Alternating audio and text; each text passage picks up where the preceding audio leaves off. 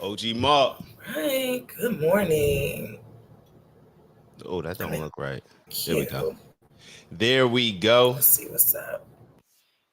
Oh, Why it's not letting me post this link, good Cuddy? morning. Can you hear me? Yes, I can. How's everything? It's good. How are you? Chilling, chilling, chilling. Monday. Monday. Man, I'm sharing the link out. Literally, this happens. I'm telling you, it happens on the mornings where I'm up early. It just seems like I'm running around with a chicken with my head cut off at like 6:58. At the That's moments because you I wake probably up at yeah. like You probably 45. getting other shit done. You probably getting like a bunch of stuff done. Yes. And in the mornings where I'm like, oh, I'm rolling over, I'm like, all right. But it is all good. How was your weekend? Weekend was chill. Golf with pops yesterday. So yeah, golf with pops yesterday, and then went to dinner. Chill. That's Cool, nice. cool little weekend. That's Did good. you? This weekend was good. It was pretty decent. I had some friends from out of town, so I got to be a little tour guide a little bit. We went to this really cool She love bar. that. She was Yeah, we went to this really cool bar. It was like a millennial playlist. Oh, it was so good. Like every song was just hitting back to back. had Um, your Ja Rule on there. they did. As soon as literally like almost as soon as we walked in, they were playing Ja Rule. But yeah, it was lit. It was really good. I don't know if this was because of Juneteenth or we were like the only black girls in the club, but we got like free drinks from the bartender. We were like, listen, we'll take it. So Uh, that was good. It was a good time. it's your reparations. Listen, I'll take it. And these drinks these The days now, reparations. they be trying to tax out on these drinks. So yeah, I'll take a free drink. Yeah, I'll take yeah. a drink. But Mate, mate, it was mate, the mate. weekend. Shout out to all the fathers. Queez, if you're on here, happy Father's Day. And to any other father that's watching or will watch, happy Father's Day. Yeah, especially if Pops is on. I know your Pops will be on. Happy Father's Day. I I'm don't know glad where you he's enjoyed at. your weekend touring and everything. I would Yeah, it was expect nice. actually Juneteenth to be big out there in Chicago. Is it? It is. It is. I mean, obviously, it's funny because Juneteenth, like, I've after doing some history on, like, what is Juneteenth, right? And Mm-hmm. I feel like this obviously could go into another topic, but, like, I feel like we have these, like, black holidays that we don't really take as serious. Like, and then, now that, like, Juneteenth is being taken serious by America, we'll say it's like, well, maybe we should do some research, right? Like, what is Juneteenth for real, and why are we celebrating all those different things? And so in doing that, I'm like, all right, it's cool, I get it why people are celebrating. But there was like a lot of different things going on in the city, and I think Mm. as of the past 2 years, it's become very popular. So I think it's only just going to get bigger. But it was cool. I didn't really do any actually Juneteenth celebrations. Maybe I will today. I think they're doing something at the beach, but again, when you live in a major city, it can be a little nerve wracking when you see too many people in one area. You're like, I don't That's know. what I'm like. They were supposed to do that big festival in Branch Brook. I'm like, come on, bro. It ended up getting canceled, I guess. I don't know what happened, but I don't know. I mean, to each their own. There's a lot of people. You know what I tend to dislike? Like I find myself liking certain holidays, but then getting turned off when they get commercialized. You know Yeah. what I mean? When it seems like you I don't know if it's a joke, but you see all them flyers and stuff with like MLK on it, free drinks Hmm. after. You know what I mean? It's like, come on, bro. Y'all doing too much. Like that's I don't know. It's just turned into something else that it It's probably wasn't well, necessarily because here's the meant to be. yeah. Sorry, I think the other thing that annoys me too is like, well, who is it benefiting, right? So if I walk into Dollar Tree Tree, I don't know who the owner of Dollar Tree is, or if I walk into the owner of Target, which is probably not a black person. If they are, correct me. And you have all these like Juneteenth now balloons and Juneteenth this and red, black, and green this. It's like cool, it's great, representation is there, but is a percentage of this going towards maybe you know what I mean? Is this going towards something black? Is this going towards something that's going to further the community, or maybe your black employees? Like, I don't know. Like, you know what I'm saying? It's like it's cool for representation, but the benefits of that representation are not coming back towards the community, which means we could kind of just do without the t-shirt. You know what I mean? I don't know, or just purchase it from somebody who is a black owned company, maybe highlight black owned companies, or stores that we know are black owned, or restaurants that we know are black owned, opposed to buying like a Juneteenth shirt at Walmart or Target or something, because I feel like it's not benefiting anybody. And then when they do become commercialized, it pisses you off even more because they become commercialized and then the benefit is not there. So I feel a lot of ways about that too. Yeah, I don't know where I'm at with that. I don't like the whole black owned thing. I don't like the that type of thing. But I, I don't know. It's just frustrating for me. Like whenever I see, it's like let's celebrate it by doing better. Like you know what I mean. Forget all the parties and all that other stuff. Let's celebrate it by maybe taking a step to change the culture or something like that. I don't know. It's just hard. I mean, how look at how we do celebrate it when you see it. It's just drinking, having a good time. It's just another excuse to go out and get a drink, in my opinion. Of Um, course. yeah, but that gets a little frustrating. But Yeah. I And don't so know. there, and I think again, once we, obviously you have to, care about it enough. But like, yeah, maybe by the time I have kids, I'll be like, okay, we're not going to party for Juneteenth. We're going to sit at the table and learn the reason why people celebrate it, or we're going to, teach it from a different standpoint rather than celebrate. And I'm sure I think at the museum over here, the Disabled Museum, um, they have like opportunities to understand why you're celebrating, but nobody wants to go to that. They want to go to the barbecue or Hmm. whatever. So it's just, there are things out there. I think that again, we do have to do better on really learning and understanding what the purpose of some of these holidays are, especially if we're going to want to fight for a day off or all of that. Hmm. You know? Yeah, it's my energy low. My energy's low. I'm gonna get it together. I swear, yo, stuff like this, it just be like when you really look at, what we have to celebrate, it's tough, man. It's Yeah. tough. I don't know. I don't know. We're gonna talk Yeah. relationships. Hopefully that can get us on the right trajectory. Shout out to Miss Shirley. Yeah, Miss Shirley know about it. Joey D had no intention of allowing the event to take place. Our folks will buy a diamond for $10, knowing it's not worth a dime. That's a fact. That's a Yeah. fact. And I don't know. And now look, right? Now there's nothing. So who knows? Who knows? What's the weather out there like? Let's see. It's been interesting all weekend, honestly. Let's see. Right now, it is drum roll because my phone is taking forever. 66, but it'll go up to 79, which is nice today. We got 67 right now, going up to 81. So it's Okay. not bad. Looks like sunny until like 3, then cloudy. I Okay. don't know. Hopefully the sun will push through. Hopefully the sun will push through. But yeah, yo, let me get my energy right. Let me get my energy right. Waking up on a Monday pissed off.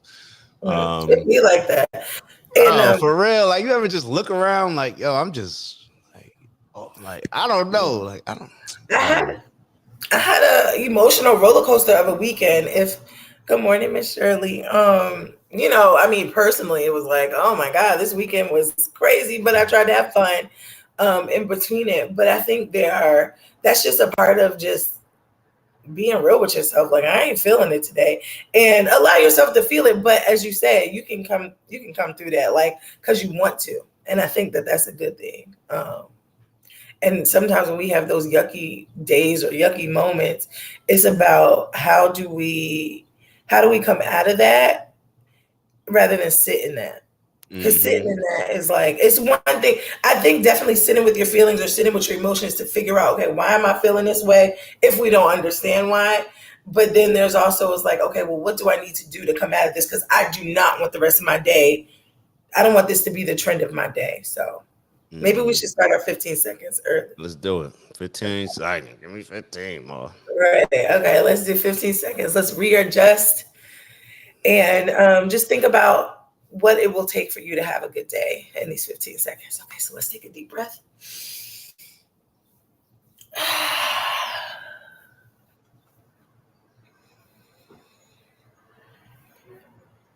5 more seconds. All right. You are here and you are a gift no matter how you feel. There you go. You need an extra 10 seconds, y'all. I have to go back to sleep. Now we good. It's Monday. All right, I'm back, baby. I'm back. I'm back. What we talking about today, Mar?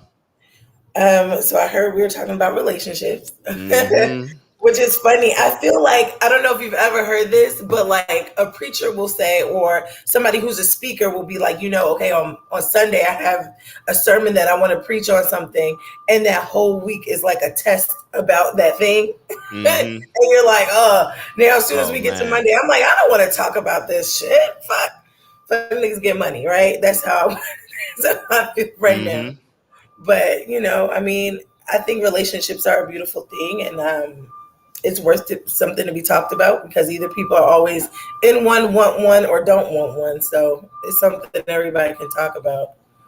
Yeah, and I know we wrote down some questions just to throw y'all away. But yeah, like I don't know. We clearly just need some help. We need some Mhm. help. Yeah, We need I some think. help, and it's like I don't even know where to start. I don't even know where to Mm, start. I You know should where we to start. go ahead? Yeah, tell us where to I start. want to understand. Okay, what was? And I think I said this the other day. What was the thing about the contract? What is that? That's what I want to know. Like, I think we have Oh put, yeah, put in and the and let notes. me Like, preface all this with neither one of us are married, so therefore these are just opinions. We welcome anybody who is married or leading a family to give y'all insight, please, because these are just our opinions. We can't speak through actually living it because Kamari and I are not married. So just wanted to and preface everything with that. right. And I also, I mean, even if you're not married in a healthy relationship, or like, I want to hear about that too, because I think that I'm learning that marriage, well, and obviously, a lot of people as we're getting older now, that like marriage is not always the goal for everybody. And I've heard that. So I wonder if there's anybody on here just to ask questions. If you're like, hey, I don't want to ever be married again, or don't want to be married at all, like, what does love or what does relationships like? How is that going to look for you? So I'm curious to hear about that too. And another thing, share this out because I know everybody's at home from work. So Oh y'all yeah, hold y'all up, better get on yeah, here. yeah, Share with your friends and get on here because yeah. y'all home. So you wanted to start off with the contract. So Kamari, just to give some background information, Kamari and I were just having a conversation about it yesterday, throwing some questions out there, and one of the questions was, should contracts be signed for dating? That's what you're referring to, right? Yeah. Um, I think so. But I also have to preface it with the fact that I think dating is pointless. And I think dating is pointless because, for one, I don't think the results, like if we look at, we're the most dating group of people, nowadays, probably before any other generation. We date longer, we date more people, we just date, date, date. And the results do not reflect, in my opinion, what we're looking for. We say that we're dating to figure out, who we're going to spend the rest of our life with, but we're not getting those type of results. So therefore, I don't necessarily believe in dating as it's currently constructed. But when it comes to a contract, well, I think definitely, we know marriage is a contract, right? We know marriage is a contract, but if you ask somebody what's a contract, usually there's certain things that somebody has duties, responsibilities, and obligations to fulfill on one end in order to receive something in return, right? Okay. So what are you doing when you're dating? You're trying to learn that person, learn what they bring to the table to see if it matches what you bring to the table, right? Mm-hmm. But what ends up happening? You may bring that thing to the table for X amount of years, X amount of months, however long, and you may end up falling short in certain areas. So therefore, you're not necessarily delivering on your obligation, but you're expecting the same. You're expecting the whatever else in return. It's almost like if you're going to your job and if you're not performing to the standard of that position, then do you still think that you should get paid to that standard? Or let me flip it, because everybody else will probably say yes on that. If you're performing more, should you get paid less? Or should your performance be based on, hey, what we agreed upon? So therefore, I don't see how we take a job more seriously than a relationship. And I don't Right. understand why we would look at it as if, I mean, that's what vows are, but vows are kind of just Disney kind of fantasy nowadays. Like for me, I need to, these are the things. If everybody wants different things out of a relationship, so why not be clear on those things up front? Hey, these are the things that I can commit to on a regular basis. This is what I need. You tell the other person what you need from them, what you're willing to bring, and if it matches, then you got to match. But if those things are not fulfilled, then there needs to be something that we can go back and reference and say, like, yo, based on this, you know what I'm saying? Like, yo, we were supposed to, you're not necessarily bringing this part of the, you're not holding this area down. And then you got to come to the table and figure out how that can be held down, how that role can be fulfilled, just like it was any job. So I think that sounds amazing when you're definitely dating with like intention, right? When you are like, I am intentional about finding a partner, more so life partner. So I want to be upfront and I want to be honest, and these are the things that I need or I'm willing to do. We can revisit this whenever, right? So I think that that's dope. Okay, I just was thrown off, but Yeah, by the um, way, yeah. I was like, what? Were we? This is okay. Good Like, morning. yeah, no, just a Um, typo, just a typo. but what's interesting, so what kind of stemmed this conversation was that Trick Daddy video, right? So for me, I felt like when he was saying, and there was like different parts of it that I was like, like this could be a good talking point. Now, when he said, a lot of women, especially when they get older, they tell you their problems, they tell you what they've been through, they tell you what they are looking for. They're honest, they have these conversations.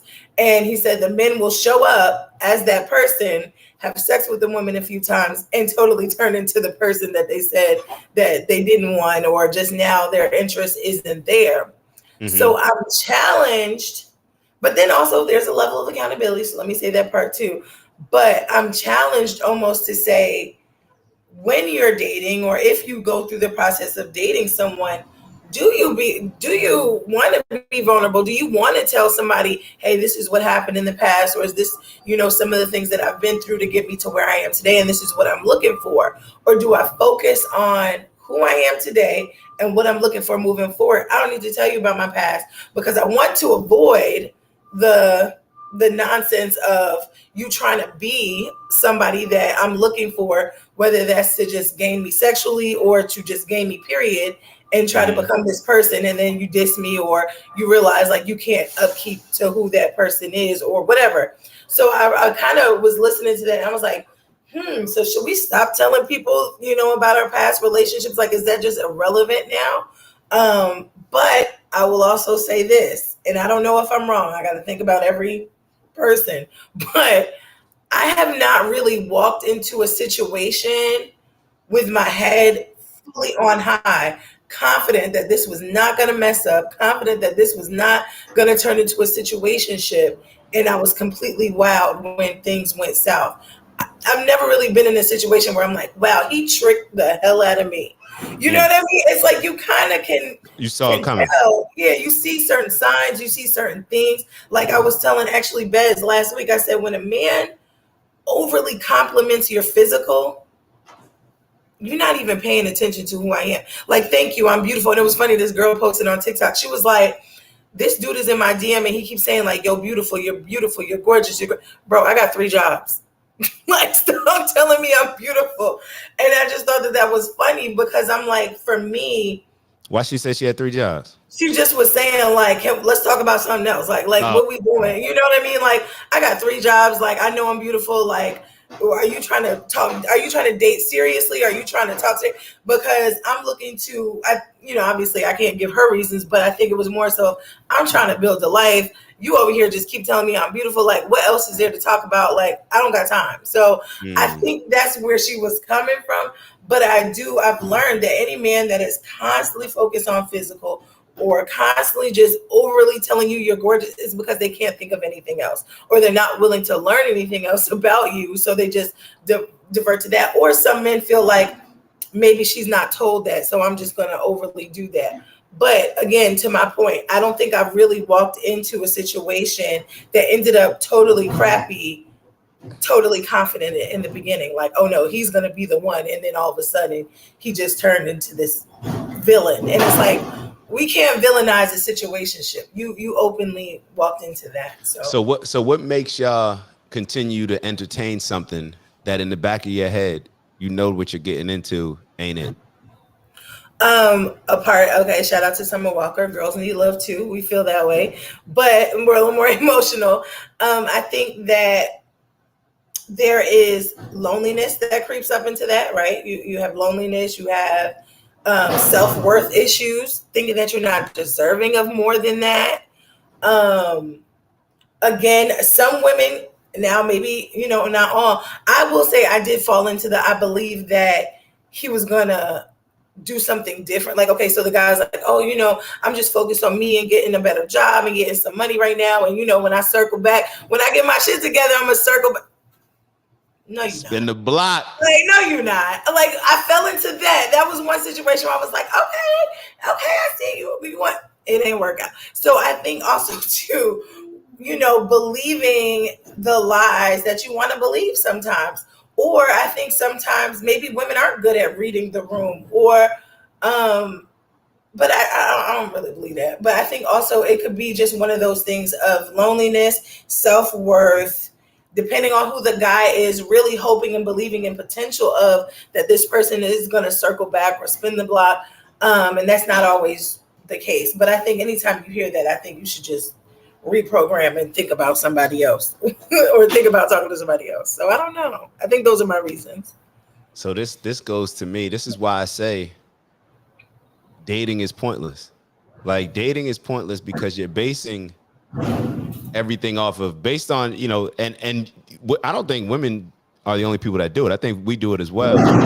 But if we're going to constantly compromise what it is that we're saying that we're looking for in order to build, and when I say compromise is because in a situation like that, you could know like this ain't it, but let me just keep entertaining it. If we're going to do that, then it's kind of running backwards. Like we're not It moving is. towards the finish line. Like we're moving, like we're running backwards rather than just staying where you at. So it's almost like you're losing ground. You're making the race even longer, making it even harder.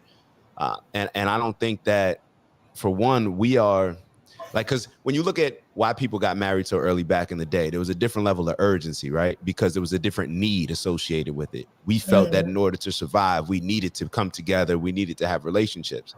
When we remove that urgency and that need, it like there's nothing there, and there's nothing teaching us that.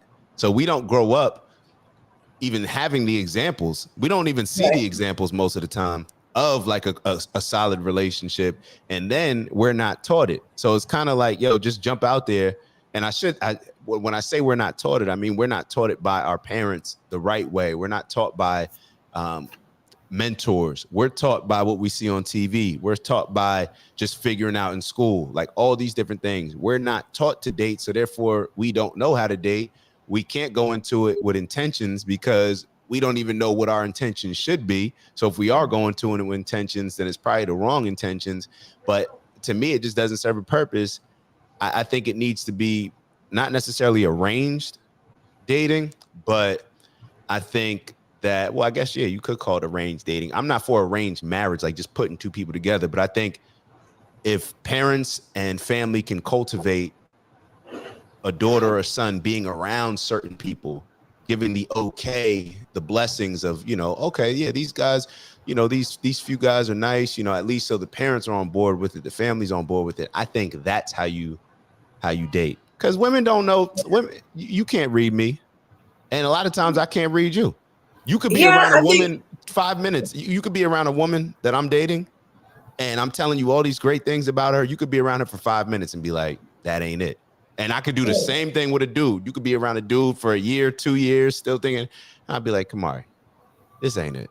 You know that. right. And I think, okay, so there's a bunch of things, right? So to your last point with the with like the family being involved and stuff, I think what I've seen to be really successful in the couples that I know or the couples that I've seen is that, oh, hey, I met this person through my friend or a group of friends or whatever. And I think that that's been really successful. Like, hey, because again, you can say, hey, I got a friend, Kamari. He's like really serious about a girl. Like he's really serious, rather than like me meeting a guy at the bar or meeting somebody somewhere and you don't really know whether they're serious. You don't really know if this is a representative. Like if you say, hey, I got a friend, Joe, like he's really looking for, a girl, he's looking for a wife, he's looking for something serious. I think you guys might do well together. I'll introduce you to him. I think that that might be one of the most promising ways if you're looking for something serious versus maybe that random I met you somewhere outside of the street, because then that way you can almost kind of vouch for the level of seriousness. You can vouch for the level of understanding who a person is on a different level. So I think that that's kind of cool. Um, so yeah, that was my first point. And then the other thing, about like situationships and being honest. Like, what are you really looking for? Because I think sometimes too, if I was to just go off of what I like physically in a man, right? If I was to just go off of what I think is great about physical stuff in a man, and I'm only talking to that, and I'm only focused on that type of look, it's going to take me a lot longer to maybe find somebody who looks like this. Their height is this. Their body is this. They possess, all these other things that are not physical on top of what I think that this person should look like. And I think that sometimes people can be like, yo, he look good, so I'm gonna stick it out because my dude look good, or I'm gonna stick it out because my girl looks good, or I'm gonna stick it out because this person has money. But it's like, what is your motive? You know what I'm saying? Because if you're really trying to find love, partnership, somebody that's a ride or die that really has your back, not to say that they can't come in the package that you want, they could very much do that. Like, I mean, it's not far off from that, but I'm just saying, like, what is your focus when finding a partner? And I think if your focus is really to, and I know you don't like the word partner, but when your focus to find and to be in a relationship is like, what are you really looking for? And if you are in this season where you're like, I just want to have sex and have fun, then be honest about that. Like, for real. And I think a lot of women, there's shame in doing that. And I know I'm probably going off somewhere else, but there's shame in just saying like, yo, I may not want nothing serious in this season. So let me be honest about that rather than trying to make myself look like or seem like I want something serious. And then I end up in this situation that's toxic, that's not whatever. If I had just said, you know what? I just want to see you every Friday at 2. Like, whatever. There are some times like where we do have to be honest about that. But if you're really looking for a relationship, it's okay just because they look good to be like, you know what? We're not looking for the same things. You look good as hell, but I got to walk away. Because there's been a lot of times where I've allowed other things to come before what I was actually really looking for. And then when shit hits the fan, I'm like, why didn't this work out again? Mm-hmm. And you're kind of like, come on, girl. You went for his looks. You went for, I remember this one time this guy had this, I met him. He drove a Range Rover. We went on a date. It was a BMW. I knew what I was getting into. He might be a drug dealer. He might be on some BS. He ain't serious. But I was so, this is 23-year-old Kamari. So give me some grace. But this is like 23-year-old Kamari. I was just like, oh, he got a nice car. Oh, he's tall. Oh, he's dark skinned. Oh, his body was, I was not focused on how did he present himself to me? How did he approach me? What were the things we talked about on the date? I didn't think, it was just all. So and it's funny, I'll paraphrase this. We were sitting at a park and somebody tried to break into his car. And literally, as we're sitting in the park, I'm like, I think that guy just tried your lock. He runs to his car, he gets a gun, chases the boy down the street. No lie, this is our first date. 23-year-old me was like, whoa, that is hot. That is so hot. And I was just like, wow, like, whatever, whatever. But not thinking like, okay, wait a minute. Why does this man have a gun? Guns are not legal at this time. Like, what does he do that he needs a gun? Like, I was not thinking all those things. 23-year-old me was just like, he got a nice car. He looks really good. And he just, all the wrong things. So when that failed, was I hurt? Kinda, because I was like, dang, I lost the look. It was funny. I brought him to my birthday party at that time, and everybody was like, damn, he looked good. That's what I was doing it for. I wasn't really trying to cultivate a real connection, because if I was trying to cultivate a real connection, that first date would have been like, it was nice knowing you. It was really nice knowing you, or, I'm not really looking for anything. I just, whatever. We just went on one date and left it at that. But no, curiosity kills the cat. And I found out later he wasn't on nothing. But it was just one of those things, like, I had to be honest. What was I really focused on? What was I really looking at? Yeah. It's I don't know. Whenever, and maybe that's why I'm down, because the relationship topic is always just it's a tough one. But yeah, like I don't know. I don't know. This is just more so why I'm just like, yo, dating is dumb. Dating is pointless. Like, well, we don't even shoot our shot. Go ahead. No, I was saying, what's the alternative? Just having somebody in your family set you up. And but how do you get to know, like, how do you get to, like, what is the process? You don't go from, hey, Dak, well, hey, Kamari, this is John. He's really dope. I want you to meet him. I think y'all be great together. What then do me and John do before we be like, yeah, we're getting married, Dak? Thanks for introducing us. Like, what does that look like? You could tell by meeting somebody in the first 5 minutes, definitely in the first hour of meeting them, what type of person they are. Or you can tell, how about this? You can tell as much as you're going to find out in the first hour that you would on 10 dates, 5 dates, in my opinion. And when you already have somebody coming to the table from, like, maybe a father or uncle, that they're bringing them to the table, then you already got past 70% of the stuff that you're looking for. You know that the dude's honorable. You know that they're able to, protect you to a certain extent. I doubt that if I had a daughter, I wouldn't introduce her to any guy that wasn't able to protect himself, wasn't a knowledgeable person, good head on their shoulders, responsible, disciplined, focused, mature, dating with intention, all these different things that you're not going to learn on 10 dates. If I present this to my daughter and my daughter just likes the person, all she got to do is just like the dude. What else do we need to, what else does she need to figure out by going on more and more dates? Like, a serious question. What else would you need to figure out? Well, I think if that's the alternative to dating, cool. Like, that's fine. I don't have an issue with that. I think that that's cool. I think that there are some things that you learn about people as you grow with them, right? So, like, how does this person react when things go bad? Or how does this person react in an emergency? All these different things that you just have to learn by being with the person. And that could be a turnoff. Why you gotta learn that by being with the person? I'm introducing you to that person. No. But I'm saying you've never seen that person. You may have never seen, right? But you don't need to see it. Your dad saw it.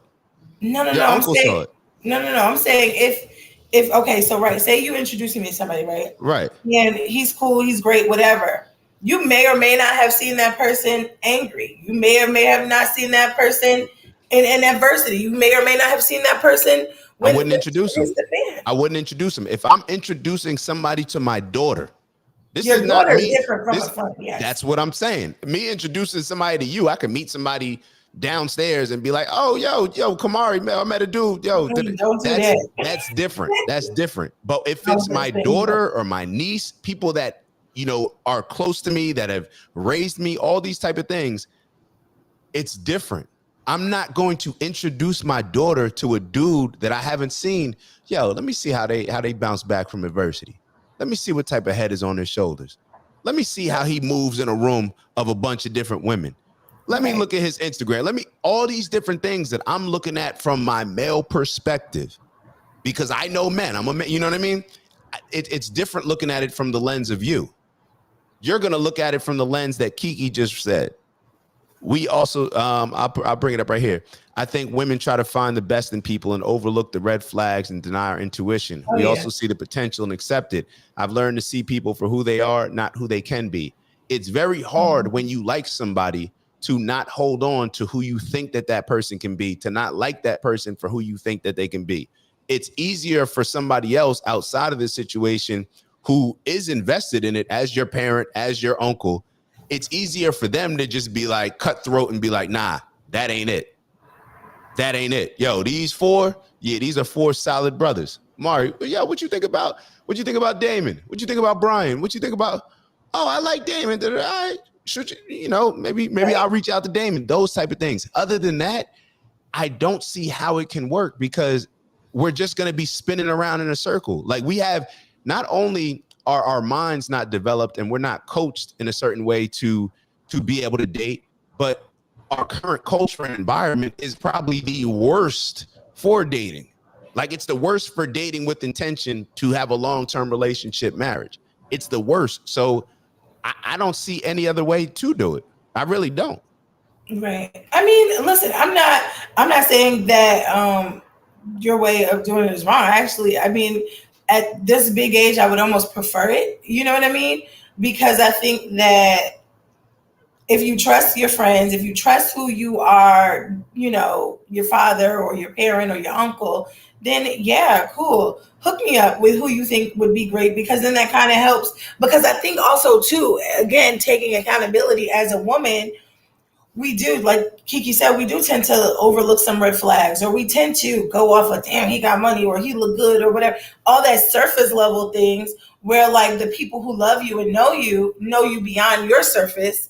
And so when they're matching you or saying, hey, I know somebody for you, then yeah, I definitely think that that is a great way. And I think as we're older, I'd almost appreciate that way more so than I would have been younger. Younger, it's like, I don't want you in my business at all, dad or uncle or whatever. You know what I mean? I'm going with him because he got money, he got a car. Like, as a younger person, but at this big age, I think that that's more appreciated. Again, I think you trust it more. And I also feel like, dang, when you click with somebody, it is more of a beautiful and intense thing that you do have at an older age. So maybe the whole like, what's your favorite color kind of thing, that kind of dating stuff does go out the window.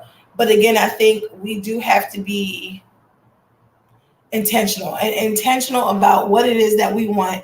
And I think that there's a level of growing up that we all have to do to understand what our intentions are and allow ourselves that growth. Because I think that I met this girl and she was like dating 5 or 6 guys at one time. Girl, you just want free dinner every day of the week. Let's just be real. Because how are you? And I don't think there's anything wrong with learning different people. But if your intention is to really find a lifelong partner, if that's what you want, I don't think that is possible to do when you're talking to like 6 different people. You're just not. You're playing a game, almost like just having fun with it. And so that I don't find okay. And what I'm also finding in the dating world, where guys will be like, well, they feel like they're being honest by saying like, I talk to other people, I'm dating other people. So, okay, so what is it? What are you looking for that's going to separate that one person from all the 5 or 6 people that you're talking to? They don't got an answer for that. Do we think the opposite is dumb? Like, if a girl's dating 5 or 6 dudes, does she think in her head that the guys that she's dating don't know that she's dating a bunch of dudes? Well, again, like I was saying, I think there's that, even from women, that like, oh, I'm gonna tell the truth kind of thing, so that you know that you're not the only one. And I don't think that that's cool. I don't even think that that's like, I wouldn't let anybody know, one, that I was dating other people, and I don't think I could keep up with that many people. But I think that if you're seriously looking for somebody, or seriously intentional about meeting somebody, having a soul connection, a deeper connection, a lifelong partner, you can't focus on that many people. If you tell dudes, if you being honest with dudes and saying, yo, I'm dating a bunch of different dudes, the only dudes that are going to stick around are dudes that are doing the same thing or that are just super lame, no confidence, low self-esteem. Nobody's allowing that. If you really like a girl, bro, you're not off her dating just a bunch of other guys. Like nobody's doing that. So it's Mhm. like we could sit here and it's really just a battle between us doing what we think is fun based on what we perceive as cool, based on the silly stuff that we see on TV and in movies.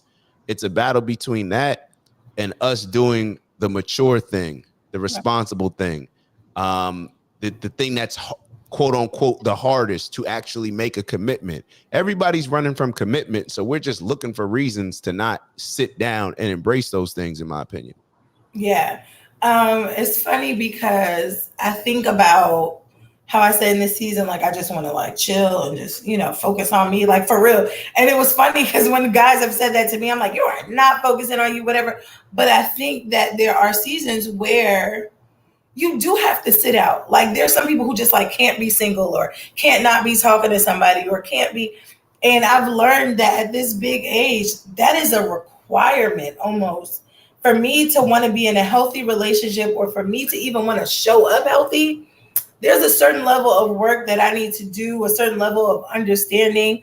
That I need to have of myself before I really commit to bringing my full self to somebody. Obviously, I don't think that healing. If you think about healing, healing is something that's just going to be a journey forever. You're always going to be growing, learning, evolving. I think, but there's just a certain level of maturity that you might have to learn by spending some alone time. Whether that's like I read a few books, I went to therapy and started working out, or I wanted to create this certain type of degree before I get married. So there's all these different things that I think that alone time can also teach you too. But to your point about dating multiple people, I met this lady last 2 weeks ago, and she was talking about how she met her husband. I think they've been married for like 20 years now. And she said, when they met, they were in their 20s, and she was like, I was dating other people, you know what I mean? Like I wasn't sleeping around or anything, but I was like going on dates and meeting people. And she was just like, the moment I knew he was serious was like he did not give me an opportunity for anybody else to step in. She was like, he would pull up and be like, take out my garbage on a Wednesday just to surprise me. Or, you know what I'm saying, on a Sunday, be like, hey, you want to go grab breakfast? She was like, I didn't even have the time to really focus on anybody else, nor did I want to, because he realized, like, nah, I like her and I'm not in competition with nobody. I think that was something that she was like, I'm not in competition with anybody, but I'm just showing you, like, this is what I like, this is what I want. And she was just like, there was really no room for me to even think or want anybody else because he really showed up. And so I think sometimes too, when you're dating multiple people, you can miss out on maybe something like that, or you know what I mean, pay attention, like really be able to say, okay, if I'm dating three people, right? If I'm talking to three people, I matched with three guys on Tinder. Again, in the first couple of interactions, nah, this ain't it. We really do know that too. And so it's just like, cut it off and narrow it down. But I think sometimes Yeah. people like the idea of, I'm talking to this dude, I'm talking to that girl, I'm talking to this, and I think that that's not mature either. If you're really looking for something serious, you ain't gonna be out here swapping information with 15 Mhm. different. I don't even want to tell that many people that much information over and over. It's the same conversations usually. And you mentioned earlier pausing, like nothing wrong with like just pausing and saying like, hey, taking some time for yourself. The more dudes you deal with, the more you're gonna need to pause. The more reflecting you're gonna have, the more therapy you're gonna need, all these different things. Do that in the beginning. Like do that in the jump. Don't just hop out the gate thinking like, oh, it's college, I'm dating everybody. It's after college, I'm dating everybody. Try to develop an understanding for who you are earlier. So therefore, you don't have to go into dating without even understanding who you are and then getting all messed up in all these different situations to where now you got PTSD from all the other guys. So now moving forward, the quote unquote good guys that you may meet, you still messed up in the head over the last guys. So I get that, but Mm, let me read these real quick. Let me read these real quick. yeah, because I was gonna say Yeah. I have a comment Uh, for that. Tiana wrote, yeah, consistently learning someone in various situations is a real thing. Introducing comes from a trust factor instead of it being a random stranger. Yeah. Miss Shirley wrote, when introductions are made, it's on the basic qualities, not how they act in the role of wife and husband. Mhm. Miss Shirley wrote, men do not want women with a lot of bodies. That is a fact. Aunt wrote, I wish I learned at a younger age to be more content, pausing and spending time alone. Yeah, Mhm. that's what we're talking about. Yeah, so definitely. I mean, obviously, you can get it early. You can get it early. That's great, right? But to be honest, man, okay. Um, how can I say this? So to be honest, right, there are some things that you can and will only learn about yourself through time. Now there's some things like, oh, I've always been this way, or about certain things. But when it comes to outside of relationships, when I say like having a relationship with yourself, like how we talk about those like foundational boundaries or those foundational rules or whatever it is that you want to have for yourself, I think that you can establish them early, maybe. Yeah, I think it would be dope to learn these things younger. But there are some things that like I didn't know at all about myself when I was younger that I'm learning now, or I viewed myself different. My confidence is different, or my self value is different because growing up, okay, we'll say middle school, oh my God. Everybody has a crazy, not everybody, but some people have like a tough middle school years where it's like that's the age where like boys are choosing girls and girls are choosing boys. And, the whole liking thing really happens. And so if you're a girl in middle school, if that wasn't my experience, if all the boys didn't like me in middle school, then you kind of go through life thinking, well, am I ugly? Am I not wanted? Am I not these things? And if you've ever experienced any of that, right? Just that's just one aspect. If you've ever experienced any of that, whether that be your middle school years, your high school years, or sometimes your adult years, you grow up with this idea of thinking, well, nobody wants me, or, I didn't get chosen in high school, or I didn't get chosen in middle school, so I'm just going to take what I can get. And sometimes when you operate from that or really think that about yourself, then you end up with mismatched partners or you end up in an unbalanced situation. And I think at my big age, realizing that I do have a say so, I do, Mount Hebron, you do realize that, like, damn, like, oh, wait a minute. I do have value. I am great. I am more than just this physical body, or I am more. There's so much more to me. And really learning, like when somebody says, okay, I love myself. Okay, why do you love yourself? What do you love about yourself? And when I think somebody was saying something about, I think it was Monique yesterday, was saying something about like bringing things to the table. Everybody's got to bring something to the table, whether, you know what I mean? So knowing what you can bring to the table or really understanding yourself in that way is a beautiful gift almost to bring to a relationship. But middle school me, high school me, if I went off of how I thought middle school and high school, my God, I would just take what I think I can get because boys don't like me. Like, you know what I'm saying? So, like, Mm-hmm. I'm not seeing, nobody sees Kamari. And then we go to high school and you realize men are different sexually, where it's like, oh, yeah, we see you now, but we see you for what you got in between your legs. And you can correlate as that thinking. I had to learn in my 20s that men can want that and not want you. And if you grow up with, if you have any insecurities or whatever, you may also learn too that, like, yeah, I had to learn men can want sex and not want the person. Damn, because I thought for a minute because they wanted sex for me or because they were willing to do that with me, that there was something that they liked about me or there was something about. So all those different things that I had to learn Yeah, and we gotta unlearn. learn. We gotta teach you that earlier. Yeah, you know, You but gotta listen, you here's gotta the go thing. into You that. do have Yeah. to. No, again, like I said, these are things that you can learn early. However, if that was not your experience, if that's not your truth, you still got to get it. And there's nothing wrong with learning, taking a pause, and doing inventory on yourself, how you feel about yourself, on your relationships, on what you've allowed, and say, okay, you know what? Even if I fully got it at 34, 35, I got it. And I'm happy I got it. Regardless, I just feel like it doesn't matter when you get it, but you got to get it. You Nah, got you to gotta get get it early. yourself. You gotta get it early I because don't if agree with you that. wait, there's a time limit for You're this not stuff. waiting. You don't know these things about No, yourself. You no, don't know that. it's not. No, we're teaching the next generation the things that we weren't given. So now that we're speaking on it right now, I'm telling people we need to make sure that the younger generations know this earlier because if we don't, we're going to keep continuing down this goofy cycle that lands us in a position where we're just the most dating and getting zero results. So when we talk about learning ourselves and, we got to figure out who we are, let's be clear. We're not the same person we were yesterday. We're always changing. We're always developing into something else. So us thinking that we're just going to get to, by the time I'm 30, I'll know exactly who I am. No, you'll be different at 31. You'll be different. So you're always going to change who you are. So therefore, if you're scared of a commitment at 20 because you're not sure who you're going to be at 25, well, who's to say why commit at 25? You're going to be somebody different at 30 and 35 and 40 and 45. So when we go into it with that, this is going back to the contract, the quote unquote vows. For the people that weren't on the show earlier on, we talked about a contract. I believe in dating contracts. I believe in wedding contracts. I believe in making it very clear. These are the things that I'm willing to bring to the table. These are the things that I need you to bring to the table, and vice versa. And if we agree on these, let's move forward. But we need to make sure that we're at least fulfilling these duties and responsibilities to this standard. This is the standard. And if something falls short, we got to revisit this thing.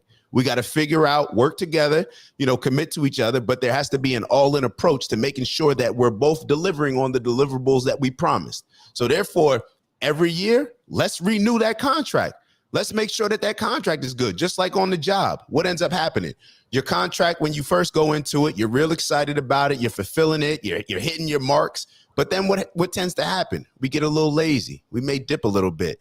The things that we wanted may change. We may change. So therefore, let's go back to that contract and let's make sure, hey, what things have changed in your life? Or do you still need the same things? Maybe you don't need certain things. Maybe you need other things. So us constantly revisiting that, it has to be clear. Like we write down everything else. Like we have, to me, it just doesn't make sense why we have contracts that we'll revisit with a job.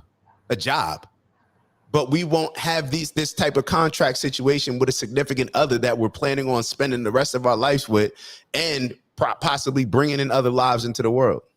So that's kind of how I look at it. So with the contracts, I don't think that that's a bad idea. I think when you hear contract, you're like, oh, but I think that it's not a bad idea because, again, it will help aid in the changing of who we are, reinventing ourselves, or saying, hey, last year I was all in on this, but this year this is my focus, and having those open conversations with your partner could help. But what I was saying to, those things with the younger years, what I'll say is that middle school looks very different. Like, my brother who just graduated from 8th grade, they didn't have the same, which is a beautiful thing because you can see that growth is happening, same almost experience as us, where it's like, oh, this is the bully, or this is the person that's just mean, or this is the person that's just didn't get chose. They come from a standpoint no, I like Ellie. She's really cool. She has good taste in music, where they're able to see the person past, maybe she has braces and now everybody's like, oh, you brace face. I feel like we kind of were that last little group of kids where it's you wear glasses. Now you're a clown, you're a geek, you're a nerd. But it's he could be a totally dope person, but because everybody's laughing at the fact that he has glasses, we no longer see who he is. And now he may just feel like, I'm a lame. You know what I mean? And I think sometimes people adopt that. You see people who were bullied in middle school still have this complex. And I'm not putting nobody's business out there, but it's there's still people who are mad about getting bullied in middle school at 35. That is a problem. You should have worked on that by now. But again, I understand that a lot of people don't realize some of the things that they spew out is a problem. Or again, like I said, there are people who are really still hurt off of stuff that people may have said to them. And you have to realize, and shout out to Fox, who is one of the spiritual therapists I work with. She has to be you have to tell yourself what's not true. You have to tell yourself what's not true about yourself, because I think sometimes you can allow other people to choose for you and you adopt this identity of that's not really you. And then you can show up operating in what you think people like and what you think people want. And then you're not getting the results because you're not being honest. Like how I said before, with that, if you like rock and roll music and I'm trying to impress David, I think this is on a TikTok. If I'm trying to impress you, Oh my God, I love rock music too. Like, I totally love rock music. I could Google a band, like, oh yeah, I love Paramore. They're so lit. And you could be like, yo, this girl's mad dope. She really likes rock music. Now we hit it off. And now you could be, we're going on our first road trip together, right? 6 hours. I'm just using this example. And Mm-hmm. you play rock and roll music the whole time.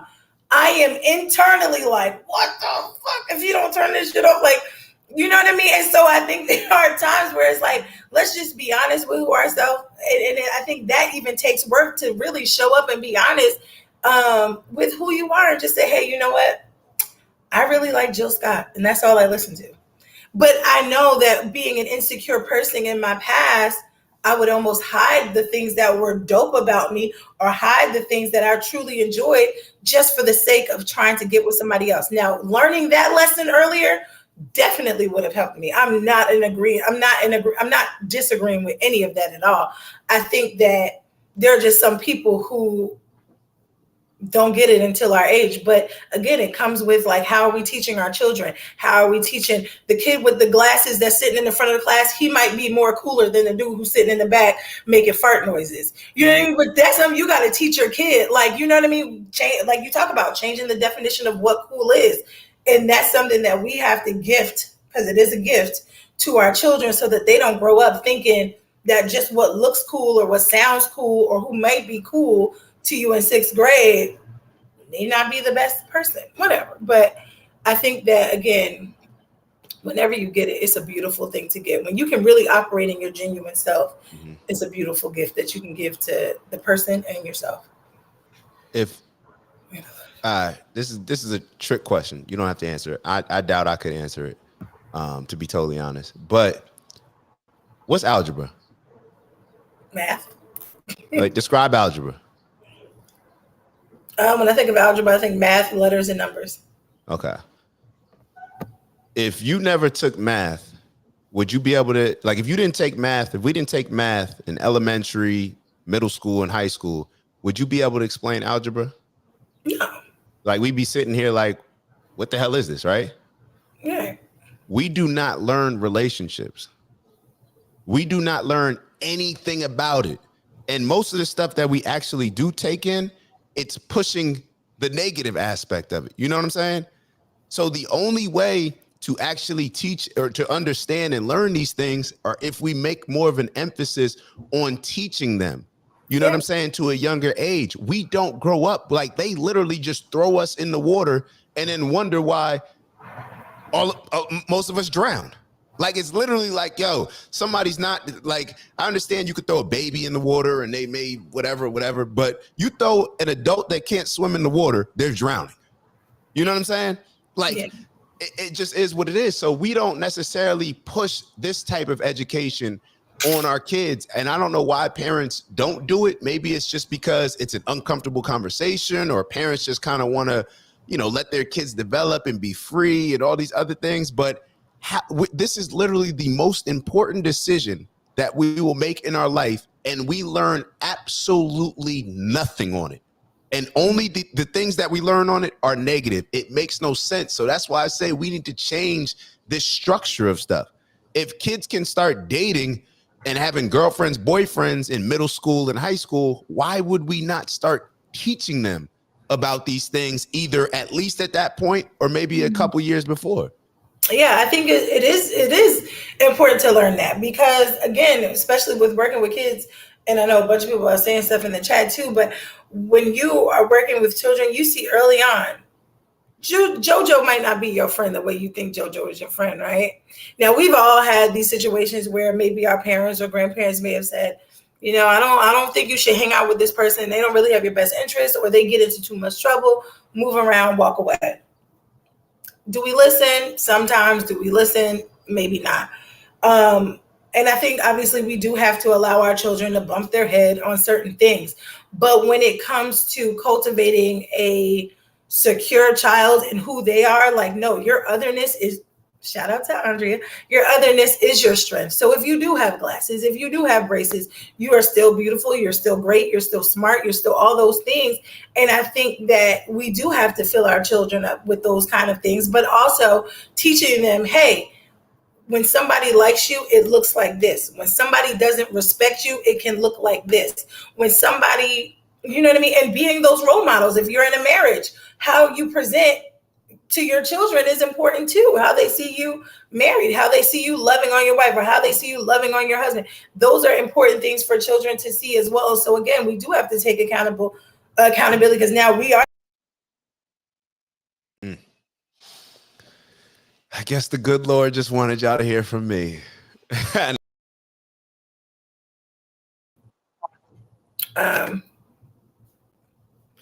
We got cut off. We both got cut off? Okay.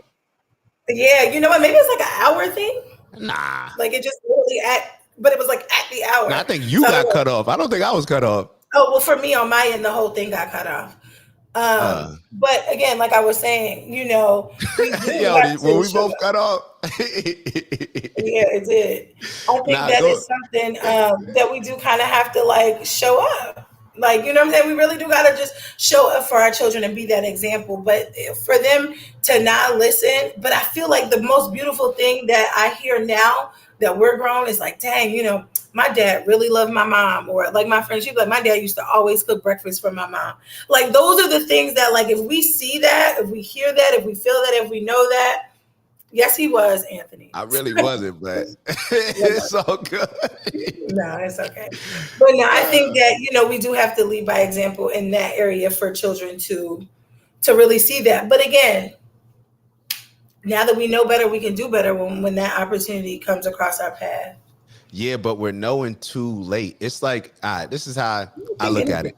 If you let a kid, if you have a kid, especially boys, and I think boys and girls grow up totally differently. I think that they need different type of treatment. Even what you were talking about, telling your daughter that she's pretty, she's beautiful, all these different things. If my son is not super handsome, I'm going to keep it real with him.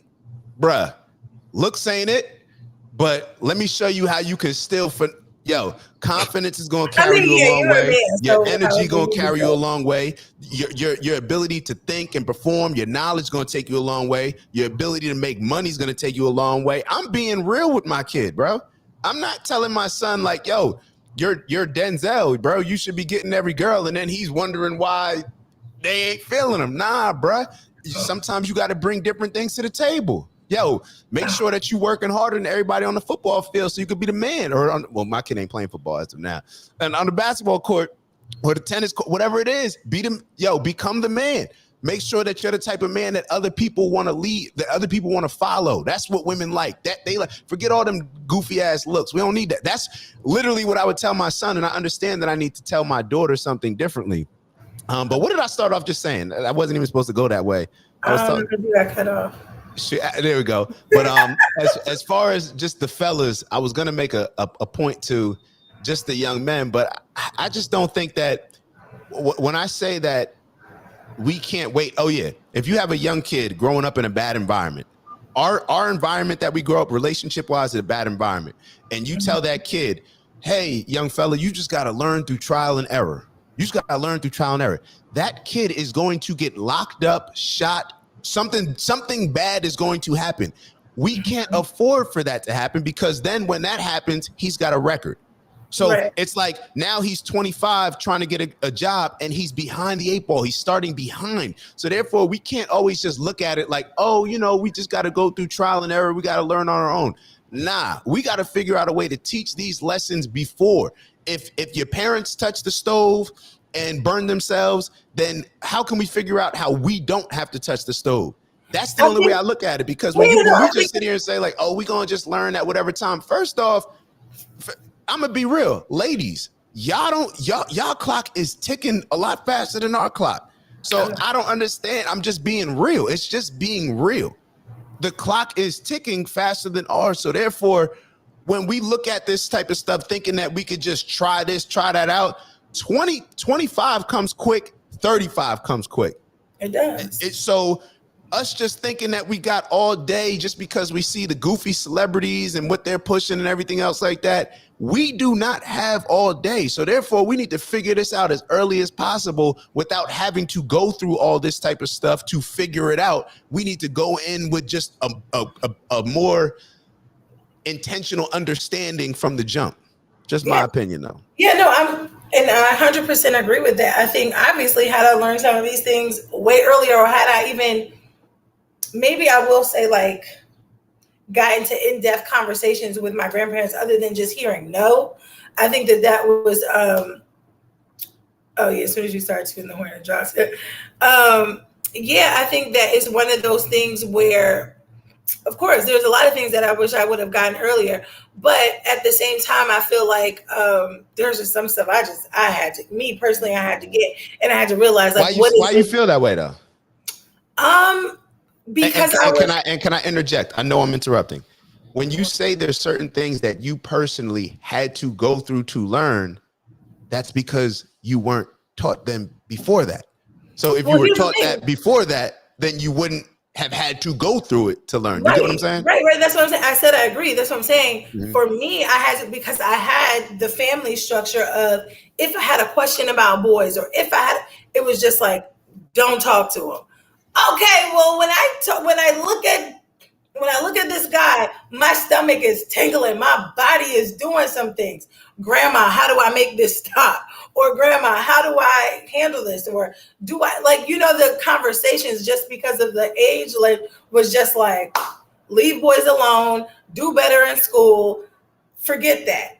But it's like, to me, that wasn't helpful, because now I developed this, like, curious thing of just like, oh no, I need to find out why I'm feeling this way, because you ain't giving me the game. You're not telling me the truth, or you're not giving me what it really is to understand dating. And so I felt like I just had to learn the way that I did.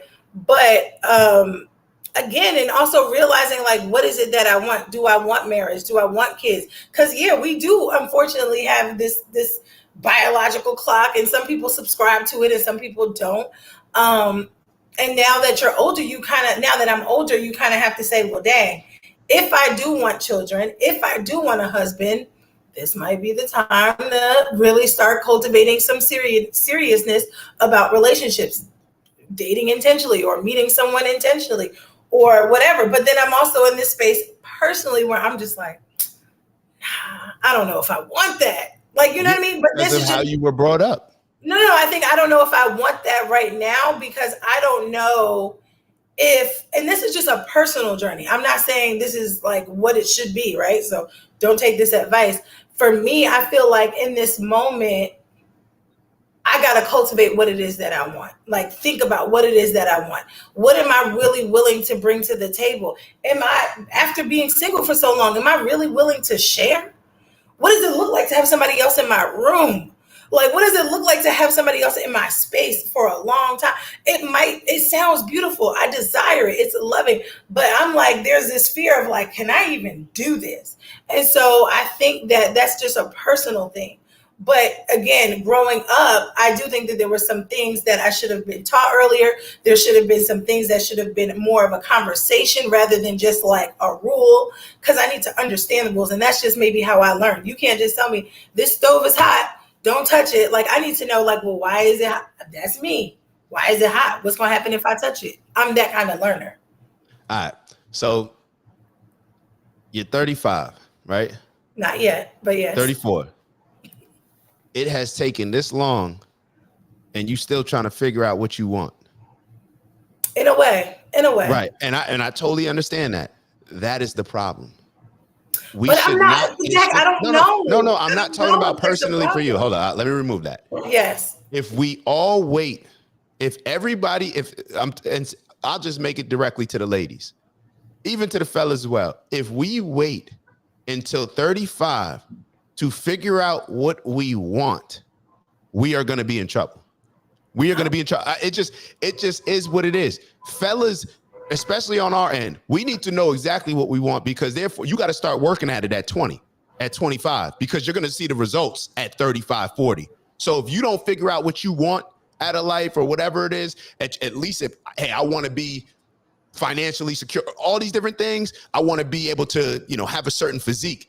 If you don't invest at an early age, like, that's not stuff that just overnight happens.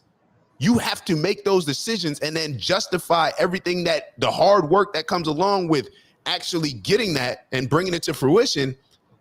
You have to have something where you can say, okay, I'm working, I'm busting my butt because I want that. I'm busting my butt because I want this. And in order to get that, I need to make sure that I'm investing in something.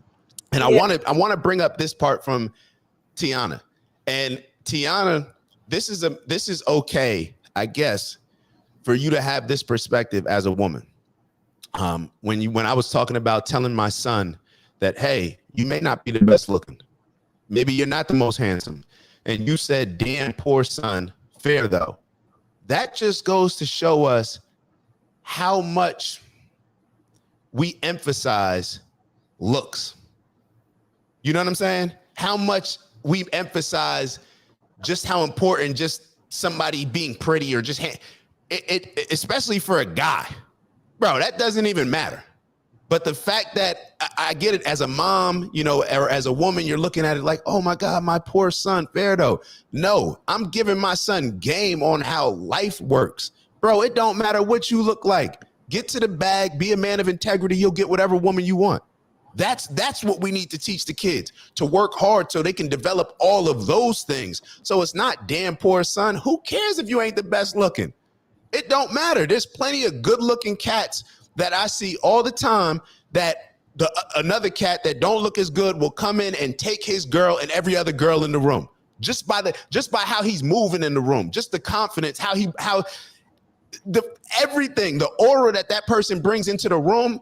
Bro, who cares about looks? And so it's not, I just wanted to highlight that the difference between a man and a woman. Bro, my poor son, like, so what? You don't look like you're not a 10. Who cares about that as a dude? Right. So it's just unfortunate that can't work for women sometimes. And that's the sad part. But what I was saying what do you mean? Elaborate. Like, women Let's can't talk just about be it. like, oh, you're smart, you have confidence, you are a great woman, you know, all these things, and you could just get wifed up just like that. That's not our reality, I don't feel like, as women. But the reality ain't that for dudes either now. Well, now, yeah, definitely. But I think to your point, the reality ain't that for dudes. A dude can bring whatever to the table. And what did we just talk about? What did you say at 23? I want the nigga with the gun in the whip. That's, you know what I'm saying? So it's not even like the dude that locks in, is on point, does everything that they need to do. It's just, you know, you'll have your pick, but you got to really achieve or date outside your race. No, I'm just, that's a whole nother conversation. But that is as things are currently constructed, like what's cool to us is not necessarily what we need out of a relationship. Like what we see as cool. Yeah. And I think what we see as cool changes, you know what I mean? But also, again, to the point where, like, with me saying, like, me not knowing exactly what I want, I think that's like on my personal journey. Like, I don't know what will work for everybody. You know what I'm saying? I'm not giving advice at all. So all I'm saying is for me in this journey, I think that, you know, obviously you'll see when I walk into a beautiful relationship. But again, I think for me personally on this journey, I totally understand why I had to wait on some things, and I'm cool with that. And then we'll see what happens. But I think that, again, really being good examples for children really can help them a long way. But then also, I think too, when it comes to relationships, we need to just be honest with other people and honest with ourselves. If you're not looking for anything, men, leave the girl alone, especially the girl that really is sitting there that's like, hey, I want marriage. You know, I've had a couple blah, blah, blah in the past, and I'm really looking for something serious. Like, leave her alone. Be okay. Stop listening to your man and just leave that girl alone if you don't have any intentions to really like court her outside of just wanting to sleep with her. And I think women have to be honest about what it is that they want too, and stop dating people and taking situationships over something real. And I slap my hand too when I'm talking to somebody. I know first couple of conversations, Kamari, you don't really like him. Kamari, he's a lame. Kamari, like, stop. Like, you're just bored right now. Stop. And so those are the things that I have to do instead of saying, Oh, I was talking to this guy, it didn't work out. Oh, I was talking to this other guy, it didn't work out. Because now it just sounds like, okay, maybe I'm the problem. No, I am the problem because I'm entertaining people that I know I don't like out of boredom. I know I don't like them. And I'm just like, I don't have nothing to do Saturday. So again, be intentional about finding a partner when if that's what you desire. Mm-hmm. Tiana. I like. Oh, I don't know. I don't believe I know Tiana, but No, that's my cousin. okay. I'm loving your energy. She wrote, and there is no real rule book on parenting, which is where trial and error comes from. Cap, and I'm gonna say why it's cap. There's no rule book in the Black community. There's no rule book, and I'm gonna even expand it to just American culture in general. There is rule books when it comes to parenting. There are certain guides that other cultures go by. That's why you see a lot of Jewish people getting married earlier. Indian people, they have a certain structure. There's a lot of other cultures, Asian cultures. There's a lot of other cultures that may not have a quote unquote rule book as we're thinking like, okay, rule number 1A, we're going to make sure that you do. There's certain, but there are really, they don't even need to have the book because their culture aligns with the rules and aligns with how things are set because they have structure, they have standards, they have traditions. There's no rule book for us. So therefore it's like if you have no history book. Imagine not having a history book. You're going to continue to repeat the same mistakes. It's like you play a basketball game or a football game and you make certain mistakes, then you have to go back and review it. So therefore you do not make that same mistake again. But we're in this cycle where it's like, okay, there's no rules. Every generation is just starting. Every relationship, we're just starting over, kind of figure it out, trial and error. It's just not going to work like that. We need to have certain rules, traditions, customs, standards in parenting as well as relationships, in my opinion, because if we don't, how else are we going to learn and do better? Yeah, I think with children and with raising children, and again, I'm not a mom, but I am a nanny, and I've been in a lot of different homes and how they do things. There's some foundational things, right? Like there are some foundational things that we do, we cultivate, and this is just how we run our household. But there are some things that when you have children, there's going to be like, whoa, they didn't tell us about this part, or what do we do here, or how do we do this? And there's some things that you just can't always be set up for. But what I think would be a dope show is to have maybe some people like around our age from different cultures and say like what has been deemed successful based off of your culture and how you were brought up, and what are some things that you would change, because I think we had talked about that too with like the own religions and stuff. I think as we're getting older, we're seeing that a lot of people are pulling away from these traditional things because they value happiness or peace or love over just security and stability. Now, whether, old school would say, well, that's stupid. You need security and stability over anything. But then some people are like, nah, I'd rather love than security and stability. So I think, again, certain cultures, it sounds good. If you just want security and stability, then maybe following some other paths or following some other cultures and looking at certain things that might work best. But if you're like, damn, I really want true love, I really want peace, I really want a person that speaks to the best parts of me, or and sees the worst parts of me, whatever, that deep, lovey-dovey stuff, or even you could call it fairy tale stuff. Some people do believe that that's possible, and some people have cultivated what seems like that is. But I think that, again, what I'm learning at this big age, there's some things that we're going to have to pull from this side. We're going to have to pull from that side, from this culture, from that culture. Let's learn. Because I think that what really creates the beautiful relationships is when we don't have this one set way of only thinking one way forever. It's like, well, hey, listen, like the contract.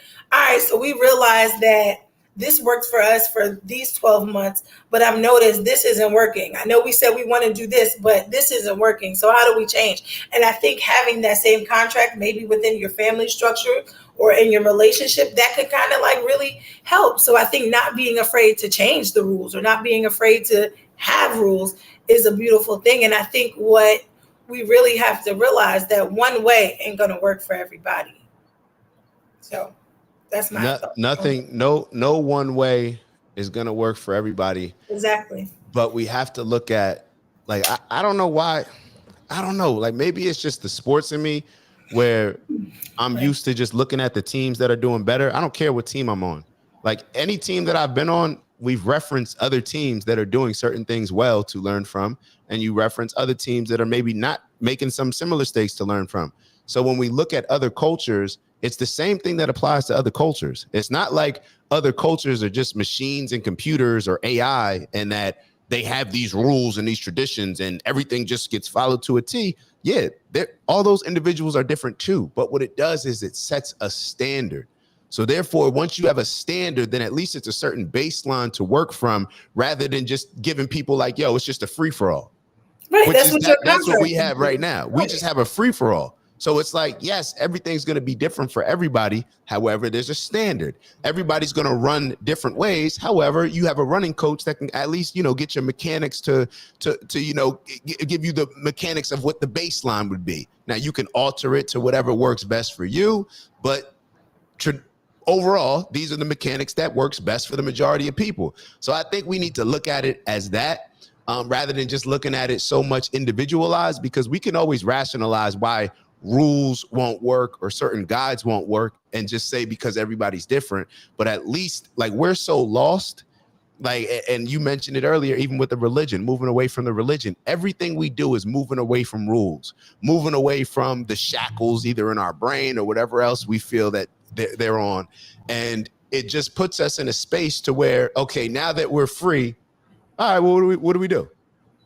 Right. What do we do? Right. And so again, like how you said with the contract, that's not something you normally hear. So maybe having that could be your way of saying, hey, listen, these are the foundational things that I would like to have for my family and moving forward. Take a look at my contract, whatever you want to, however you present that to somebody.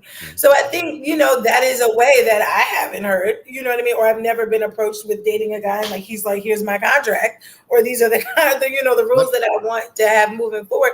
I don't think there's anything wrong with that. And I think that, again, you got to make the rules for you and your household. Cause I love seeing a family. I do. I love watching families, especially now with like TikTok, all these like little families have their own blogs and like this is how they run their house.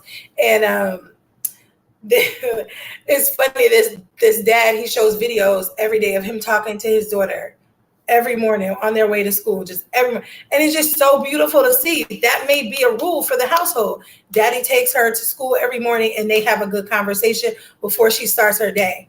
So for that family, somebody may be like, well, we're not morning people. So we just get up at 10 and we have breakfast together and we talk about the day. So whatever works for you and your unit, I think is dope. But having something, having foundational rules, having a system or having a way of doing things, I think is beautiful. And I think that, again, these are conversations that we probably do need to have early on, rather than waiting to see if you really like the person or, sleeping with them. Like, no, we need to know all these things before we sleep together.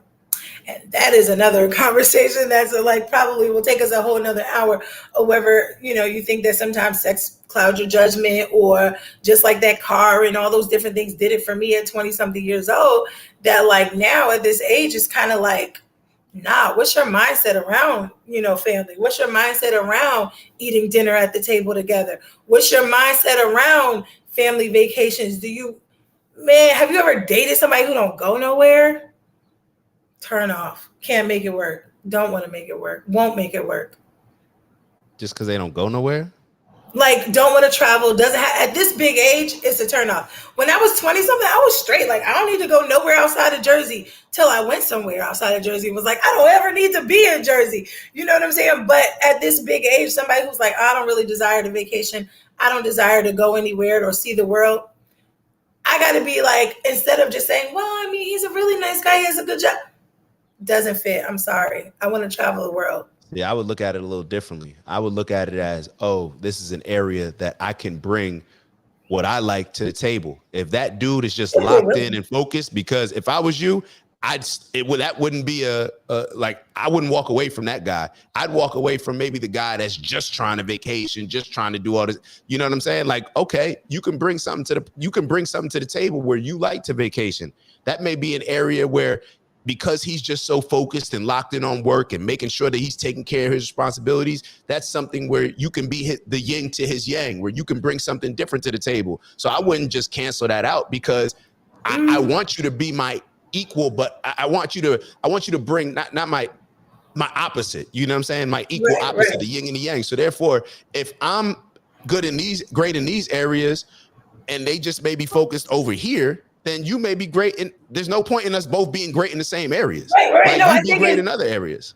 Yeah. No, if he's like, yo, my reason for not traveling is just I'm focused on work, that's a whole different conversation of somebody who's just unwilling and doesn't want to go anywhere and doesn't want to do anything. That's what I'm saying. Like, there is, there obviously balance is good. I don't want somebody as turned up as I am. Like, I'm more of the extrovert, then I like guys who are a little more introverted than I am. But I'm saying, like, I've met a guy who just did not want to do it. It wasn't about like, oh, I just grind hard, I'm just focused on my bills or focused on creating a life. It was just like, I don't want to go nowhere. I don't like to do. And it was just like it was blowing me. So I don't know. Again, you know what I'm saying? It just blew me. And it's not even just about vacation. It's about learning other things. Like, you can travel for educational purposes. You can travel for wanting to learn. Like, I know a lot of people went to Ghana and did the whole, like, what was that experience? With like the trade, the slaves and I don't know. There was this big thing, the trip to Ghana. I think it was called Coming Home or something. Yeah, or something like that.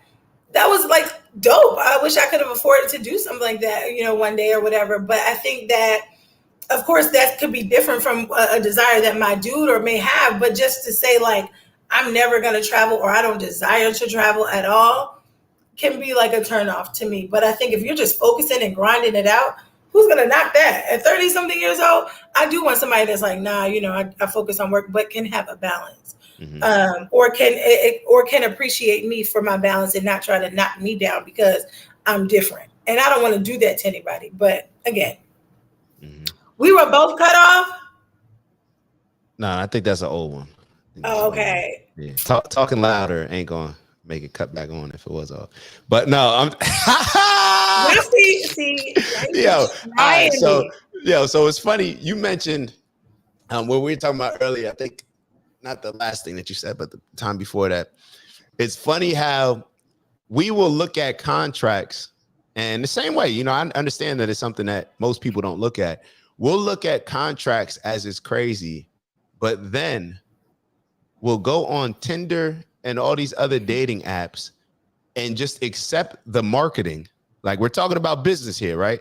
So we don't have the contracts, but then we just accept the marketing of this particular product on this dating app as, hold on, let me look. Oh, they like that? All right, cool. This all the time. Oh, that's cool. Oh, that's what they look like. Cool.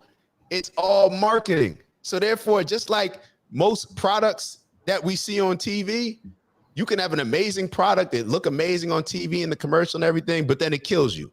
You know what I'm saying? So there needs to be some type of contract. We can't look at it business-wise or just accept the marketing of somebody with these social websites. Because what is somebody's Instagram page? What's the first thing that you do when you meet somebody? You go in and you look at their social media, right? It is what it is. That's what we always do. So, and especially if you're meeting them on a dating app. So, yeah, if we can incorporate the contract aspect of that, right? And I think lying. We'll be in a better place. Because these dudes stop lying about, you get on Tinder, you meet somebody, I don't really got Facebook and none of that stuff. I don't really do social media. You got a whole ass wife, girlfriend, 6 kids, and that's why you don't want to tell nobody you got Instagram. But no disrespect. I got 2 questions for that. What type of guys are on it? Mm-hmm. And what are those guys looking for? Exactly. But then you got to flip it to say, well, why are you on there then? Exactly. But let me tell you, because after a while, you learn this shit is not for me. The internet dating is not. It is nobody on here of substance. Now, when it first started, I'm not going to hold you. There were people really genuinely looking online for love. There were really people that are like, hey, I'm not using this just for whatever. But now that everybody's just on it, because it's more so like what you do in the night kind of thing. Now it's like, as an adult, I don't really think that you can find relationships, or there are those ones where you got to pay $50.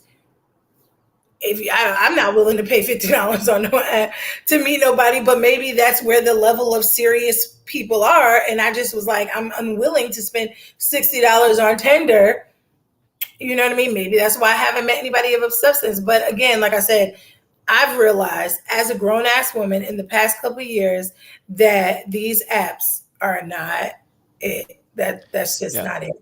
We do realize that when we go on these apps, like the guys, like I know when I say like 20 years old, when I say, you know, women, you know, shoot, forget all that dating in your 20s, like lock in with somebody. We do realize that if you wait till you're 35, you're still choosing from the same guys, but they've just now 35. You get what I'm saying? No, I think, so no, I get that. So my point is, like, when we say, oh, I can't commit to something at 20, like, I don't know who I am, I don't know who they are, we got to look at it as, okay, well, in that 15-year period, are we now more equipped to be in a relationship, or are we less equipped, more trauma, more trust issues, more all these other things that are not conducive to having a successful relationship? So when we look at just waiting until we get older, we're more pessimistic. All these different things come into play rather than being 20, 21, understanding, you know, what it is, understanding that all the hot girl summers, the 10 hot girl summers we want to have in a row, the 10 summers of dudes, you know, just BSing and not being on purpose. It's all just delaying. It's not only delaying something, but it's delaying something and putting you in a worse position to be successful at it, in my opinion. Yeah, I think on a spiritual realm, and this is me being honest, I think that, again, everybody has their own journey, right? But if you can get it at young, and if you find somebody who's serious at 20-something years old, who am I to say, girl, don't do it? Because there are people who I've seen at a young age who are just very smart, very headstrong, really got their stuff together, really want to be this great person and work on relationships at 20-something. Cool. I think if you can do it, if you can find somebody, if you're that serious or whatever, go for it. But then also at the same time, I do think that there's just some stuff. It's a personal journey. It is really a personal thing. There are some things that I just was unwilling to learn, unwilling to do, and just didn't know at 20-something. That's just me. But at based 30, on how you were raised. Based on how I was raised. So if you change the foundation. But also, here's the thing. I wasn't raised in a way to where it was like I was taught to just go out and wild out and have fun. You weren't taught anything. I wasn't taught. It wasn't that I wasn't also taught anything. It was, I was never really able to ask questions further than the rules. So then you weren't taught. You know what I'm saying? So, if you can't ask questions, you're not being taught. Like, you're just being directed. You know what I'm saying? Right. So with that being said, I could have very much early got a lot of things learned at 20-something years old. I could have been in a great relationship at 22, 23, if maybe my grandparents had have expanded more on certain things. However, I think also at this big age, at 35, with me doing that I'm really in a good space to really be a valuable, great partner, because I do have this sense of self. I do have a sense of really what I'm looking for now. Again, I think at this age, but I will not say, okay, had I got this 10 years ago, would have that been a good thing or a bad thing? I don't know for me. But again, like I said, everybody has their own story. As long as it leads them to love, as long as it leads them to stability and prosperity and whatever it is that they desire, I say. But it's not. Beautiful. That's the whole point. My journey is not going to lead me to. No, not you. Don't personalize it. Look at the numbers. That's what I'm saying. I'm the only one that's. Well, that's what I'm saying. I'm not telling everybody to wait until they're 30-something to get it, or to build self-esteem, to have those things. Obviously, how I would raise my children would be completely different from how I was raised, right? But what I'm saying is, because I'm older, or I'm speaking maybe to the women that are my age, that are starting from this phase, that it's okay, that was your journey. Now you know a little bit more about yourself. Now you can be a little more honest with yourself. Now you may have, even though you have all those triggers and that trauma, you've done the work to not allow that to lead you. If you haven't done the work, then do the work. Get help, seek therapy, do all the different things.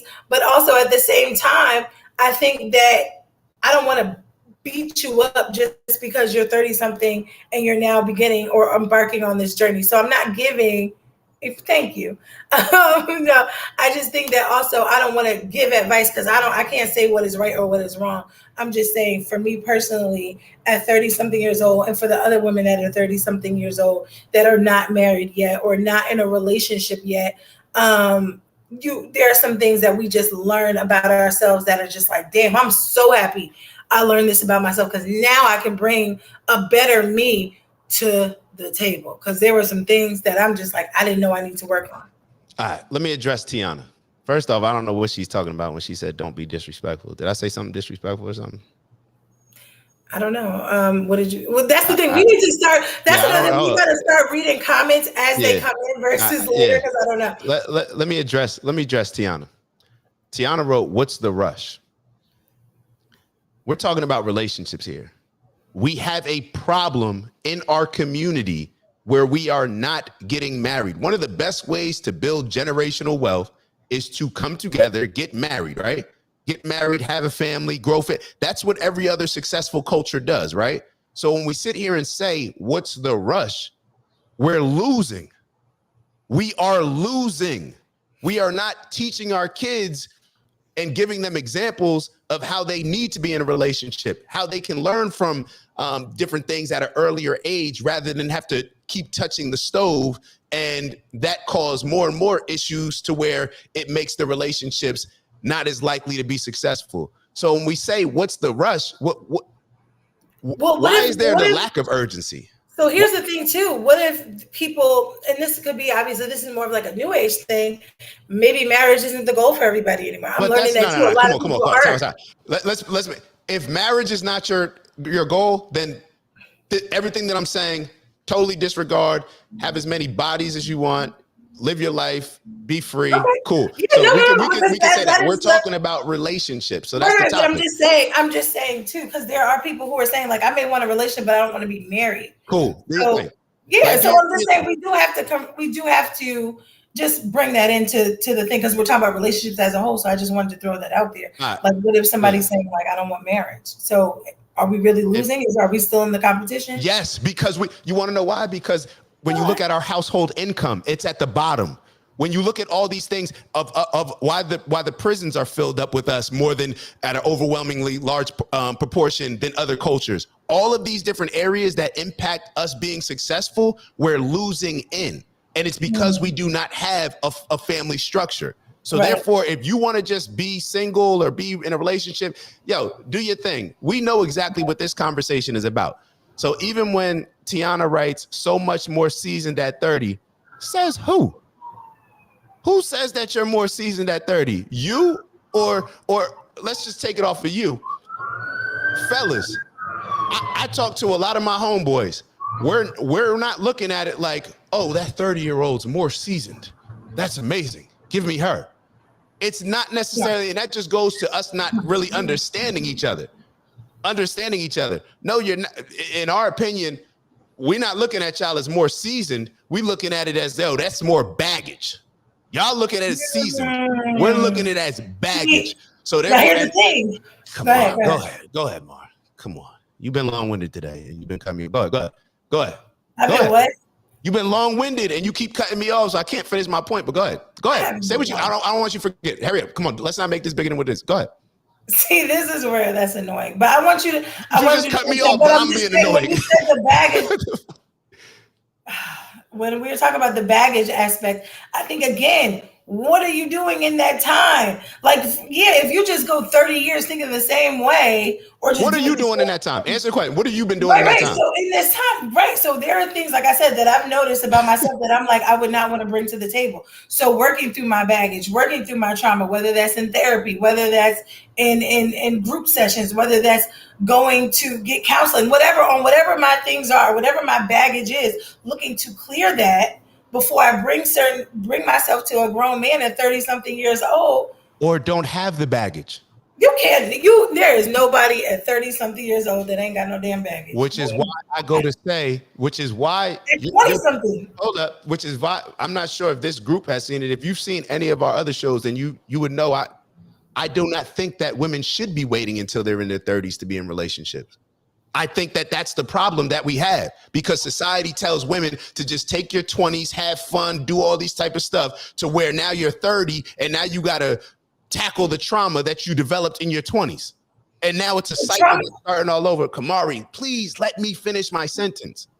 I'm gonna let you finish. Just relax, bro. Finish. Because this when is you the thing. tackle the trauma, when you have to tackle the trauma in your 20s that you developed, that you did not have to do that. So therefore, in my opinion, I do not think that if you're not comfortable, which most women are not comfortable in their 20s, like let's say you're 21 and getting with another 21-year-old guy, because that guy, they're not a man yet. They're not able to provide. They're not able to protect. They're not able to do all these things that you would like in a husband. If you're willing to build with that person, and as they grow and develop into that, then cool, lock in with that. I think that's amazing. But if you're looking for somebody that you're dating and as a significant other that you can potentially marry, start a family with, in my opinion, younger women should be dating older, more mature men, because it's just a better fit. Now, if you want to wait till you're 35 as a woman, then we have to be realistic about this clock.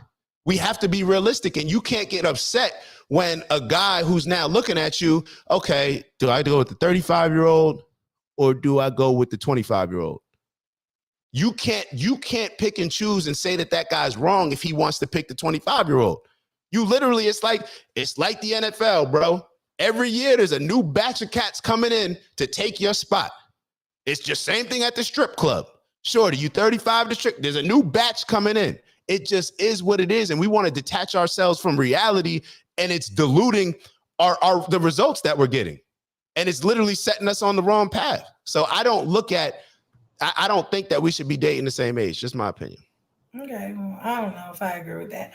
But again, I think to the baggage and the trauma stuff, trauma doesn't start at 20 something.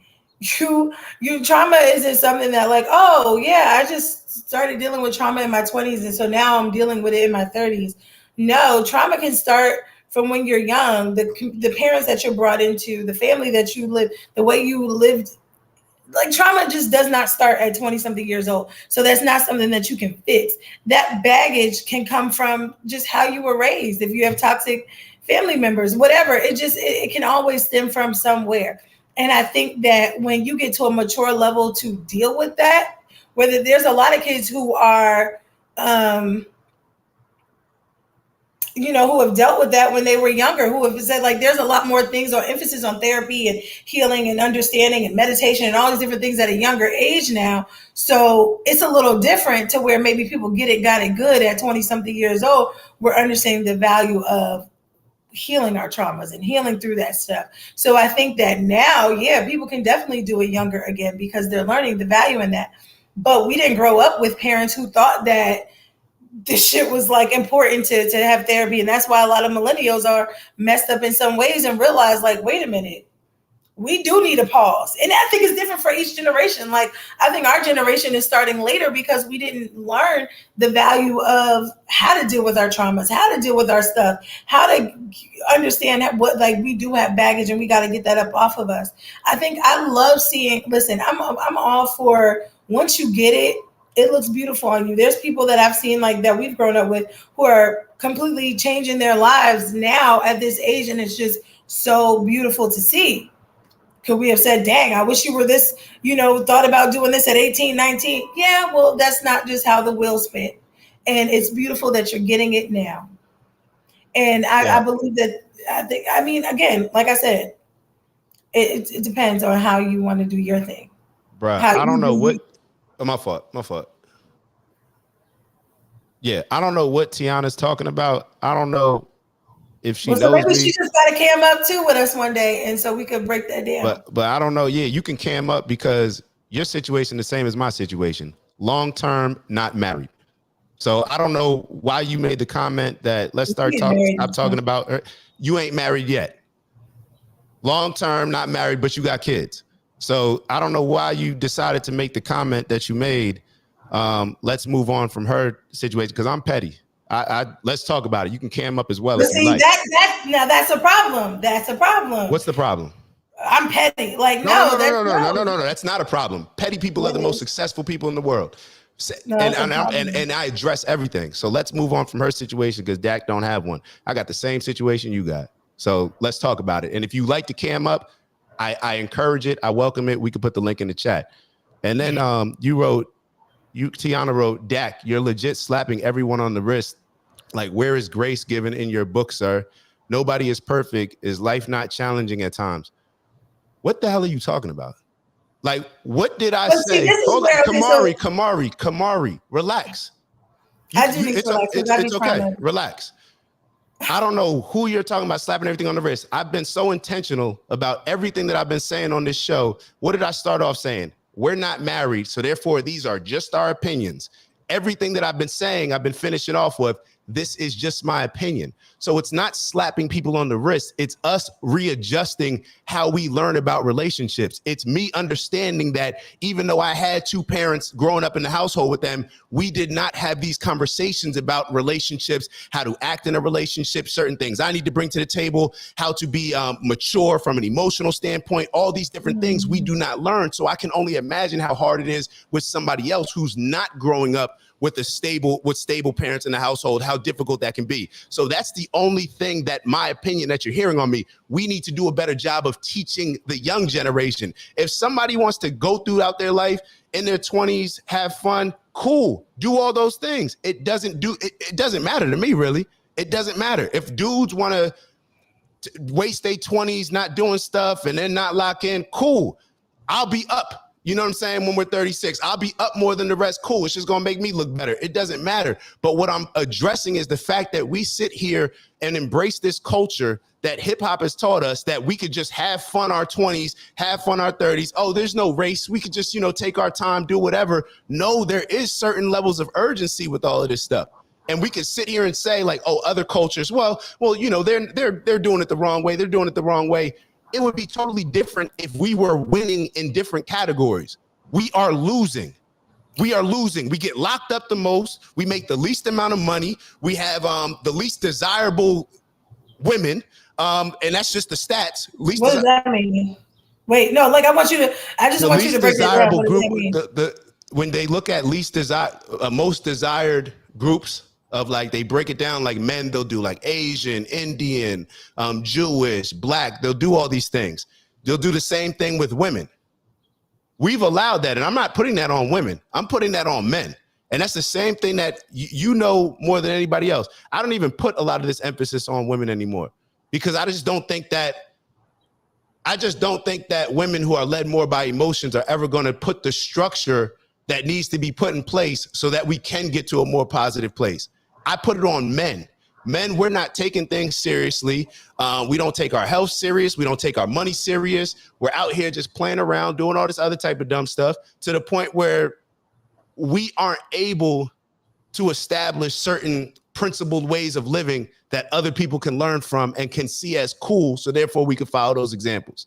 That's just my opinion. So, yeah, and I appreciate you for clarifying that and even bringing a little bit of your own transparency into that. Because I think Tiana, you got to chill. You said she wasn't taught. Was that not rude? None of us were taught. How is it rude? This is the emotional stuff that I'm talking about that just turns the conversation into a totally different conversation. What are you talking about? She said she wasn't taught that. I know Kamari. Kamari and I probably speak more than you and Kamari speak. And I don't even know y'all relationship, but I can confidently say that. So therefore, me understanding her understanding me, none of us are taught those things growing up. It's a cultural issue, which I've been saying on the entire Zoom. So I don't know where you're coming from all this. Cam up. Relax. Cam up. Here's the thing. Here's the thing. Even though if we don't disagree, I think the banter is good because these are things that we need to talk about. I just think that, again, and like they do on the other places, just reset the room. I think that sometimes we just have to fix our tone and things can come off disrespectful. Again, we don't know what it looks like on the outside looking in. So whatever. But again, that might be just something we have to work on. Like how we say things or how we're saying things to one another. How it comes off to the audience may be different from how we talk or whatever. But anyway. We have such a feminized society Well, that we're women. even We're that feminine. We're women. So you got to remember that. You're talking to a woman. but y'all like a nigga with a gun. I told you at 22. See, this is why. Wait a minute. Pause. Perfect example of why you don't tell niggas shit, right? Because they use it against you, and it's like, no, I told you at 20 years don't old, ever in your life refer to me as a nigga. First off, don't ever in your life refer to me as a nigga. Dad. I did that All to right. you, Well, and I apologize. for calling There we you go. a nigga, but okay, There we right. go. We've had this Yeah, moment there we where you go. called me Yeah. a few weeks ago, right? Yeah. Okay, so let's clarify grace, right? So this is why we don't tell certain people certain things, because it gets used against you, or it gets used. Because you're held accountable for it. Yeah, but I told you I was 20 something too. And that's what 20-year-old girls. It's not just about you, Kamari. That's what I'm talking about. 23-year-old. Something that I just said. That was something. So anyway, that wasn't my point. Women feel the same way. That's what I'm saying. Okay, well, I don't want to get started away from the point that I was trying to make. Again, I think that what would be good to have a conversation, because again, we are given a lot of we are given a lot of opinion-based type things. We are saying that how we were taught was not what it is that's going to take us forward, or we're going to do it. So now maybe the conversation, just based off of what's going on, hey, we're all 30-something years old. What can we do now? You're not married. She's about to be married. I'm not married. I think, Anthony, you are married. So now we might need to enlist. Maybe let's cam up and do multiple 30-something years old, and like, what does life look like for us now that we're here? Because I think that if we're honest, we don't need to talk about what coulda, shoulda, woulda, or what we might do or what we should have done. We need to talk about what's the problem now and what do we need to do moving forward, being 30-something years old. If marriage is the goal for you, why are you not married? If marriage is something that you want for your life, what is it going to take for you to get to that point? What does that look like for you? And then also too, I think that, it just might be a different level of conversation that we need to have versus what we should have done or what we could have done or what could have been. It's like, no, let's just focus on what the reality is for us, for real, and like what it is that we need to do to get to our desired ends. Why are Black women least selected? That's what Ling wrote. That's what I just said. Not with that. Well, not that yet. So what do you want me to? So what do you want me to talk about? I want you to answer it wasn't. What was the question? I didn't hear a question. It wasn't really a question. But like, what about that conversation of like with that group of 30-plus-year-olds? Like, we need to have that conversation more so than like what should have been. Honestly, what do you think about that? I'm more so into just focusing on the younger women. I'll tell you why, and the younger men. I don't want to.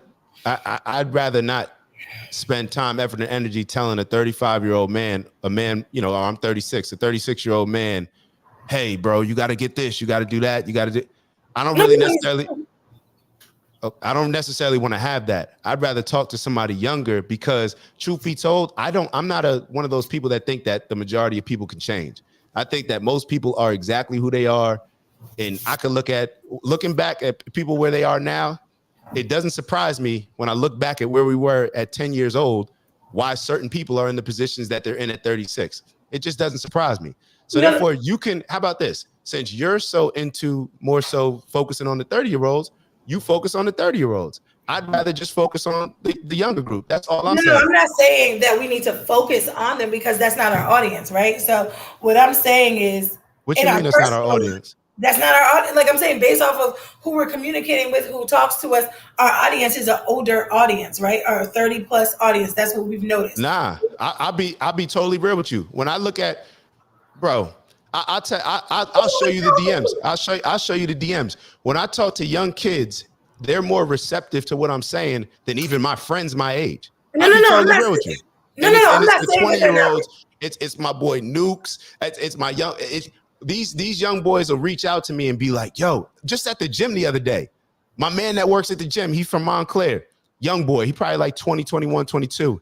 He's like, yo, I like how you be standing on certain stuff on Instagram. And we had a whole conversation about stuff. And I'm sitting there like, damn, bro, you think like that? We got to bring you on the show. That would be interesting. That's who I'm talking to. That's not what I'm saying. No. That's not what I'm saying. I'm not saying that you don't talk to anybody younger. What I'm saying is, what we are the group of people that we're talking to right now and right here on this podcast, and maybe for this conversation, that What would we I are tell them? a older. Okay, so then let me answer that. This is what I would say. We're not At, telling them anything. We're joining the conversation as to like, what is it that we can do if we're all 30 something and okay, not married? let me answer that. If you're Okay. 36 and or 30 in your 30s and not married, I think that we owe it to the younger generation to have these real conversations with them at a very young age, because too many times we see people that, like, let's say I'm 36 and not married. It's easier for me maybe to justify, oh, well, I don't need to be married because of A, B, and C, or I don't need to be married because I'm working on this, rather than just saying, you know what, young fellas at 20, these are some things that you may want to focus on. So therefore, maybe when you're 36, you already have your family, you already have the right mindset. You don't have to wait for so long to mature to where you're even ready for a relationship. That's what I would say we owe the younger generation. So all of Right. us that are in our 30s, in our 40s, that are more so trying to rationalize where we are in life to push certain narratives that rationalize that. No, we need to be honest with ourselves and talk to the younger generations and say, and speak on it. Don't just So sit how do there you quietly. Speak on it. Go ahead. so how do you answer a question if somebody says, "Okay, I hear you, Dak, I understand that. So why are you not married?" Like if you were to not, and I'm not Did trying to you bring hear your anything that I personal just business. said? No, I'm just Yeah. No, but I we literally both just, do that to one another because yeah, I didn't finish. let me repeat it then. For me, I wasn't, and all right, so let me give y'all the whole spiel. I'm not married because I don't need to be married.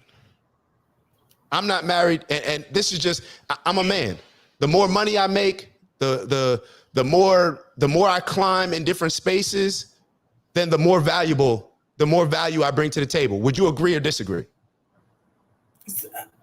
Sorry, I blinked out for a second. You said that Do you you agree that a something. man that makes more value, that makes more money, becomes more mature, becomes more intelligent, becomes more of a leader, grows in their industry, develops more business, is able to provide more? Do you think that that's adding more value or that's lowering your value? I definitely think that that's adding value So for for sure. me, I don't necessarily, I haven't, this has been my thinking in the past where I haven't felt that need to have that until probably just recently over the last couple years, to where I developed into a mindset of, yo, I really, I really want this. You know what I'm saying? I really want to be, have a family, develop all these things. That wasn't my focus.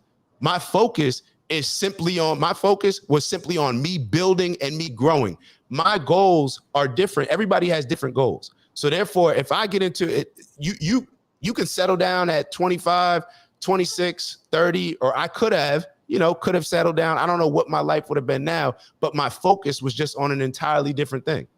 So That's just the I don't know if, does that answer your question?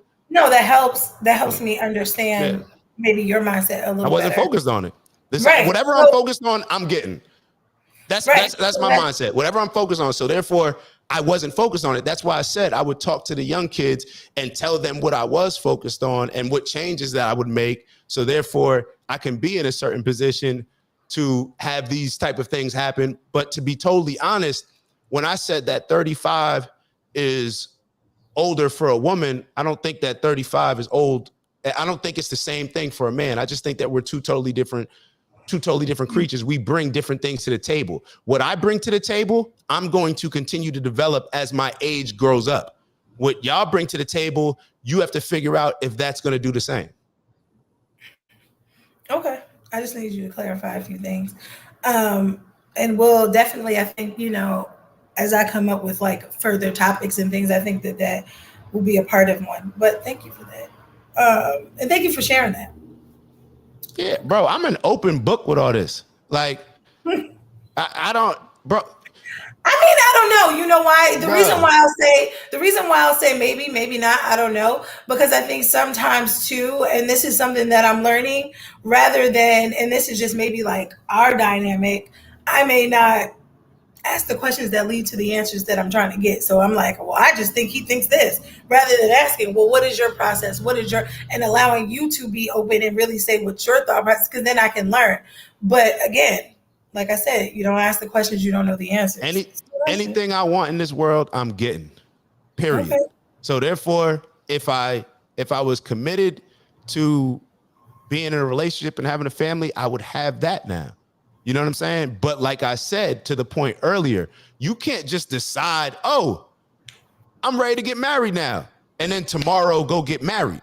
It doesn't work like that. So therefore, as I was telling y'all earlier, we like to think like, oh, I'm 35, you know, now I'm ready to be in a relationship.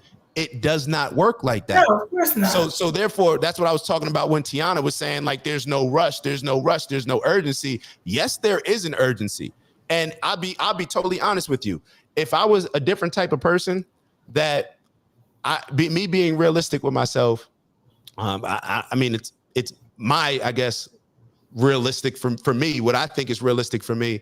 If I wasn't capable of the things that I believe I'm capable of, I would even have more urgency.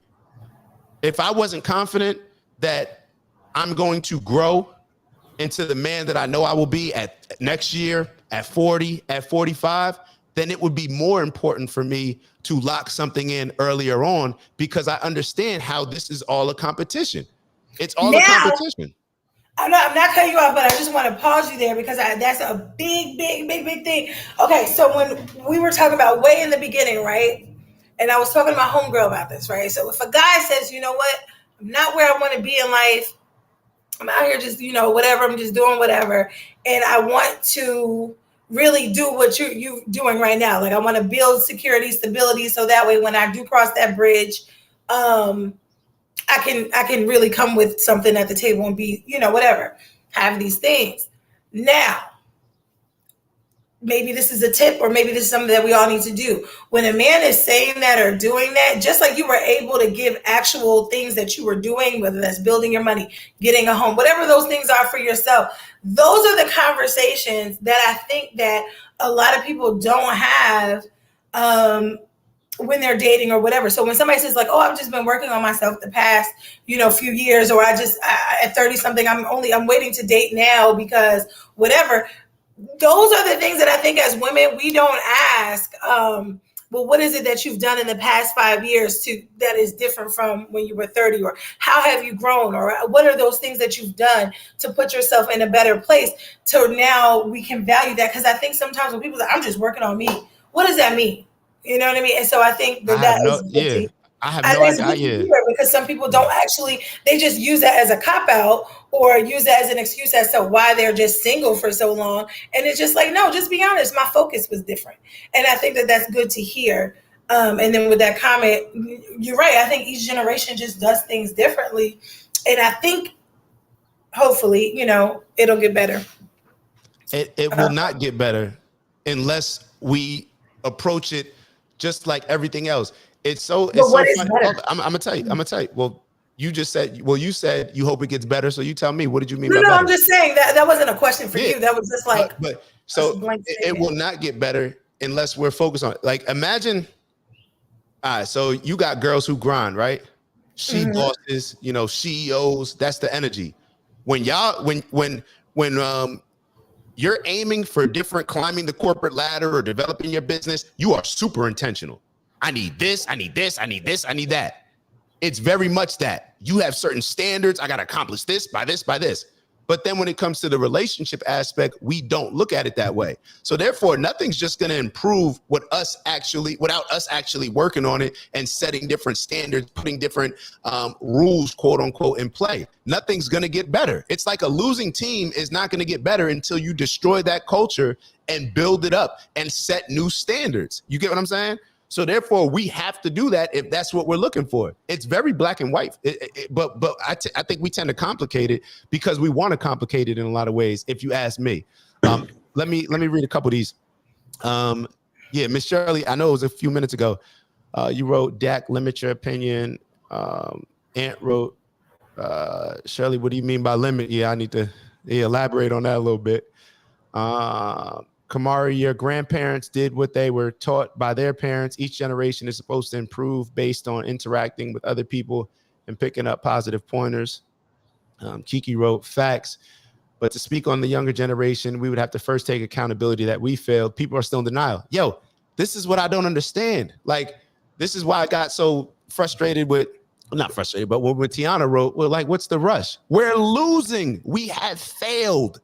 Like, we are so much in denial that we don't even realize we have failed on a consistent basis. We are losing. We are at the bottom. We cannot provide our kids with the same level of support that the kids that they're competing against have. So therefore, we're setting them up for failure. Like, do we not consider these things as, I don't know. I don't know. Maybe it's to each their own. But it's very clear for me. We failed.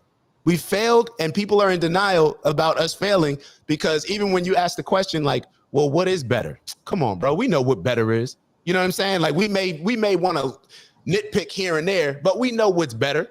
Drive around in a black community compared to a white community, an Indian community, a Jewish community, and you tell me if we need to have a more clearer understanding of what is better. You know what I'm saying?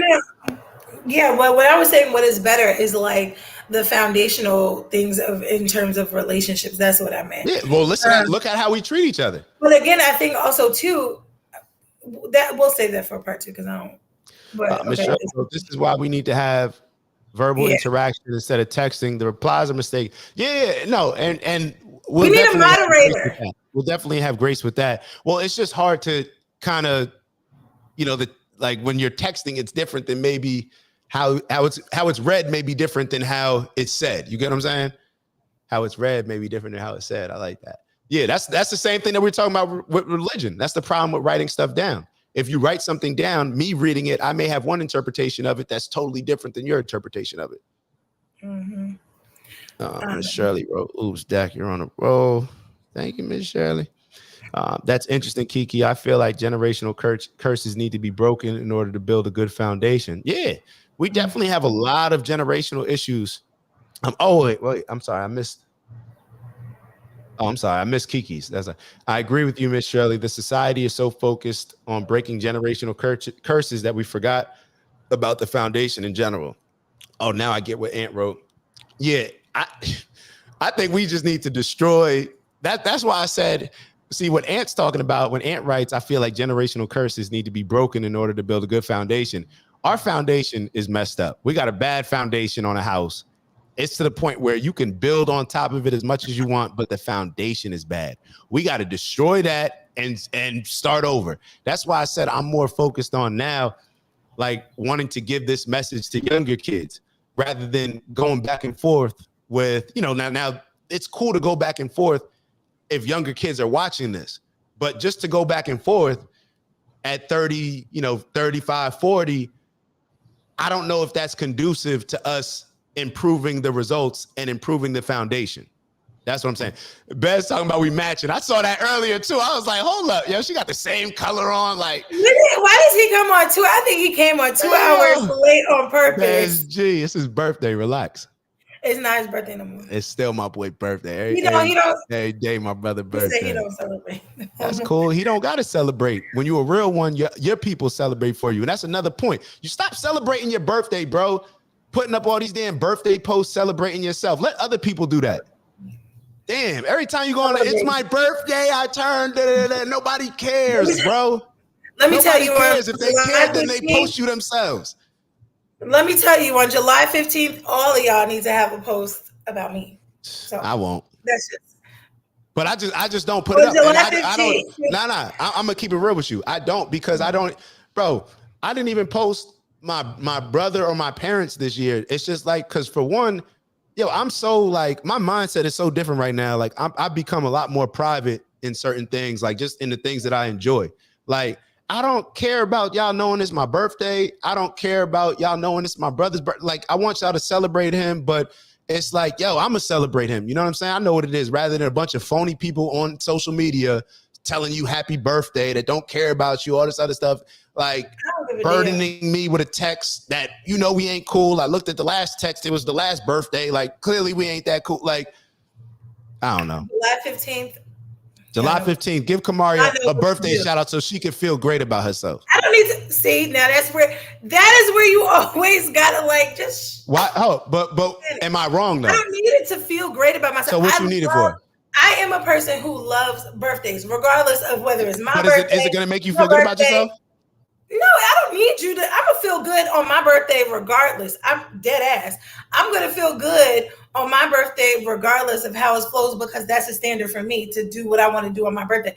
But I'm just saying, on July 15th, I will appreciate a birthday text message. I don't need it, I'll but text you. I'll call you, FaceTime you. I'll do all that. But I'm just talking about social media. That was what we was talking about. I mean, regardless, it just needs to be done that you recognize that my birthday is July 15th.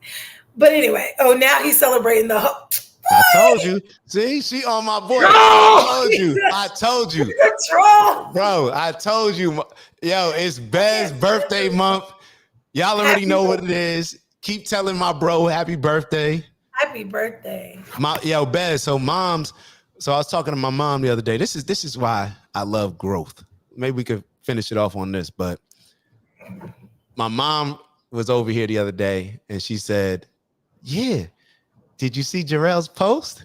She was like, like he's like almost like he's changing, like he's developing, like he's just growing in different ways to where it's so dope when I see Bez be able to put something on Instagram to where he's talking about something that's so deep that most people won't even really understand it, to be totally honest, but he's still voicing it in such a dope way to where, I don't know, articulate's the wrong word, but you just feel it and you understand it and you can appreciate it, especially if you've been through the same process.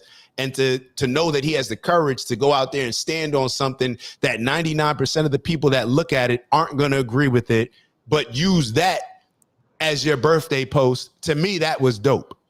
That was dope. So happy birthday, I don't know, but happy almost birthday. Tell Tiana to cam up next time.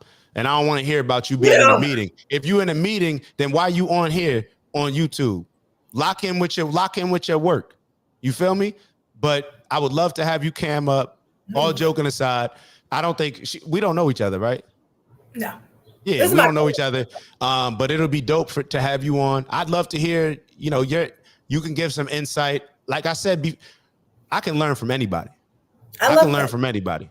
And if I don't learn from anybody, then I'm the fool. You know what I'm saying? Like I can learn from anybody. So therefore I'm always, into having somebody come on. And even though I be acting like it will be nothing but respect as you come on. Amen. I'm just realized that Bez 45. You be trying to play mysterious on here. Sim Nasir. Yo, 2 hours. Yo, over 2 hours. Y'all locked in with us. Damn. Yo.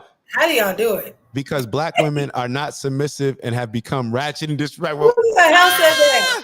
No, all right. So this is so Miss Shirley, she's behind in the Shirley. I realized what's happening. Oh, Miss Shirley, she's behind in the remember when she reset her phone?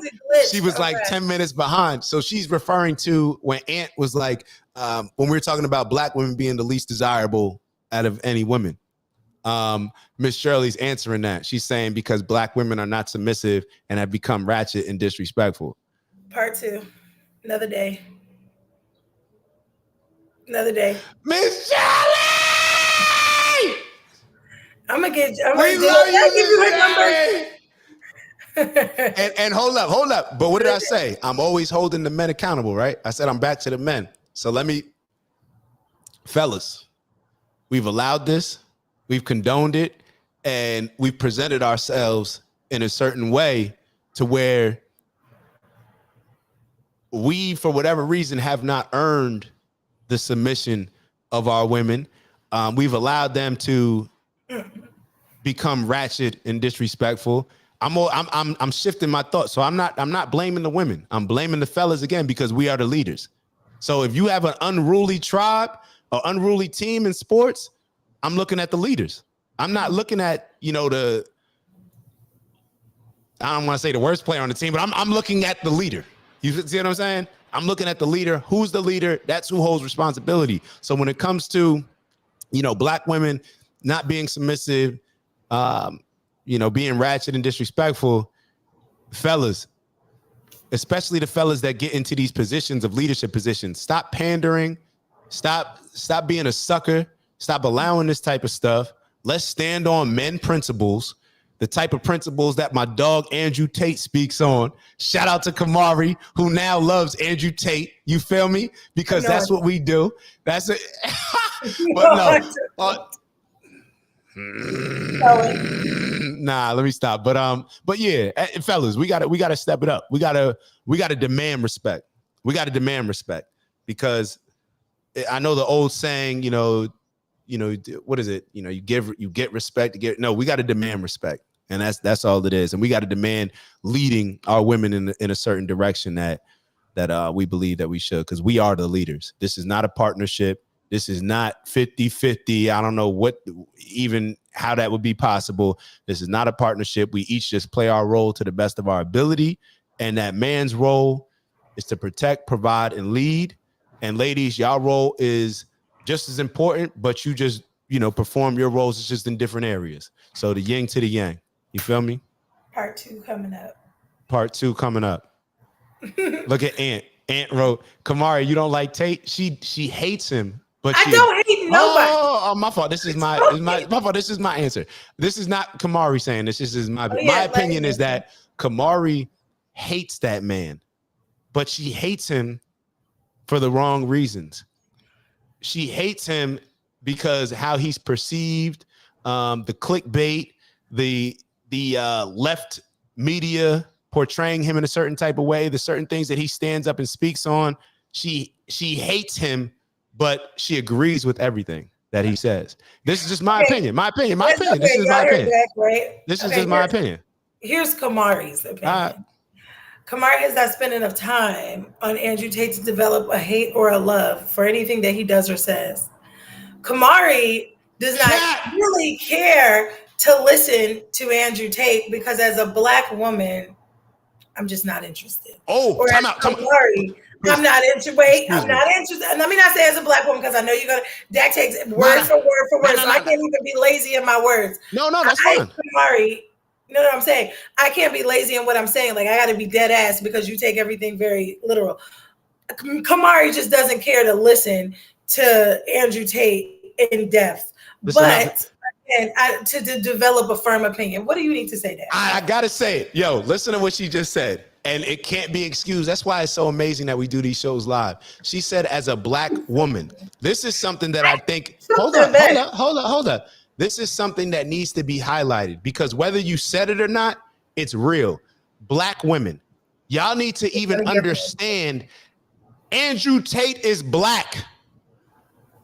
Black women don't even realize that. So they allow all these other people, they allow all these other people to draw these conclusions about him without even understanding that man accepts being Black. He's a mixed race dude that could get away with just saying that he's white, but instead he not only stands on being Black, but he celebrates his fully Black father and gives his Black father amazing credit for guiding and leading his brother to develop certain principles, certain disciplines, certain focus, certain maturities, all these different things. His dad raised him on chess. He respects his dad. He respects family aspects. He respects the village leadership aspect, all these different things.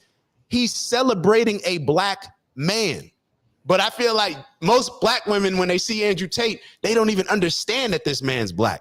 So automatically it's like, oh, he's saying that. And exactly what Bez said, it's because it's his tone. And I'm not even saying that you're necessarily wrong.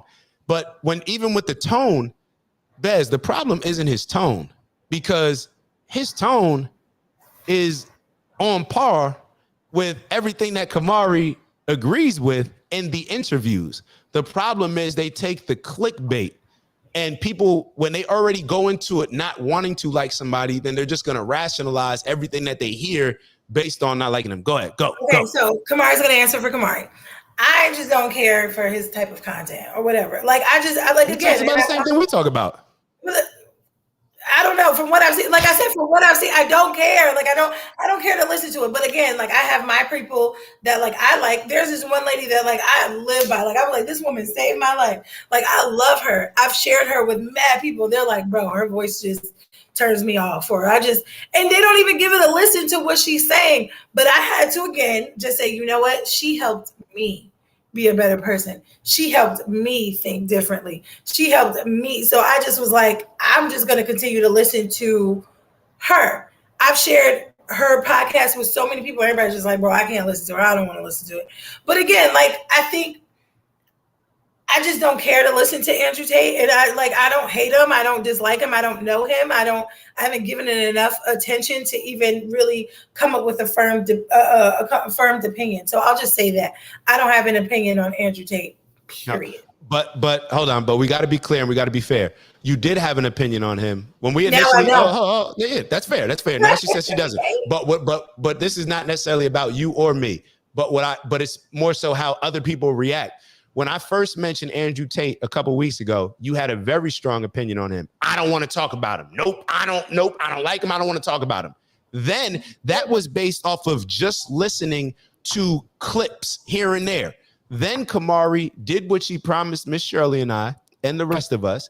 And she looked at an interview of Andrew Tate and looked for 40. She said she watched about 45 minutes of the interview. And now she has the conclusion. When I talked to her about the interview, I said, was there anything that you disagreed with? She did not disagree with anything.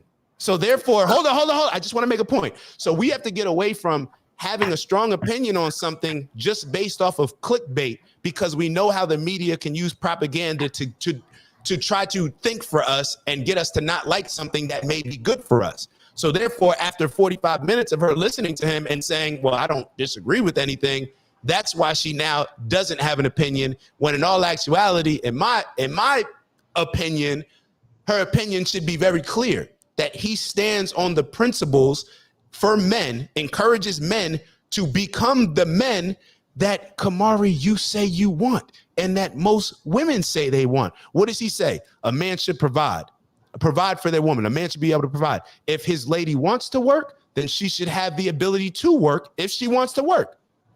What woman wouldn't be okay with that? He says that men should be in shape. They should be training and be as healthy as possible from a physical standpoint so that they can protect their lady. What woman wouldn't like that? He says that men should be focused, and push themselves and demand the most out of themselves from a professional standpoint and be very secure in their finances. What woman wouldn't want that? Like, everything that this man speaks about, 99.999% of women say that they want. And he's not even talking to women. He's talking to guys. He's talking to guys, but he just has a certain tone. And we already went over this when we looked at the Dame Dash. Talking to women is different than talking to men. So why do so many women have an issue with another man and how he interacts with a group of men, trying to encourage them to be the men that y'all say y'all want? Well, here's the thing. I think if he does the show's over, Kamari. I'm out. Nah, let me. I was about to be like, yo, get the fuck. Y'all was about to see another time. Get the fuck out of here. Here's the thing. If he does it for you and he makes and he encourages that for you, yeah, listen to him. Matter of fact, what's so funny is a lot of women hate Andrew Tate, but the men that it's like, even I got a homegirl upstairs. She has a boyfriend, and her boyfriend aligns with that type of stuff, whatever. Everything, all these quote unquote respectful men that a lot of y'all women are looking for appreciate Andrew Tate. So it's confusing to me how the men, not that the men,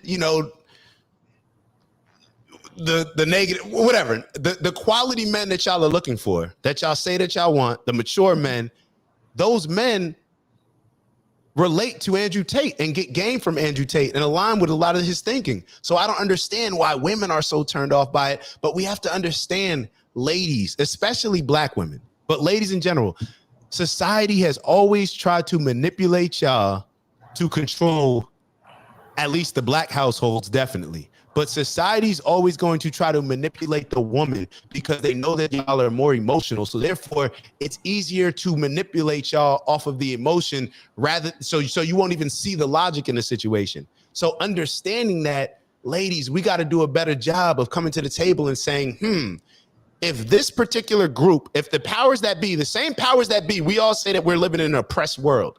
The government's trying to oppress us. Everybody's racist. So why do you believe these same people that we claim are oppressing us, who are talking shit about Andrew Tate? Why do you believe the shit that they talk about him?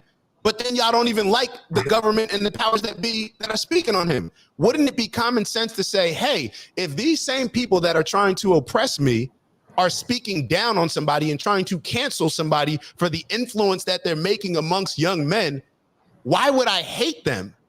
Wouldn't I be intrigued to learn more about them? Because the enemy of my enemy is my friend. God bless Andrew Tate.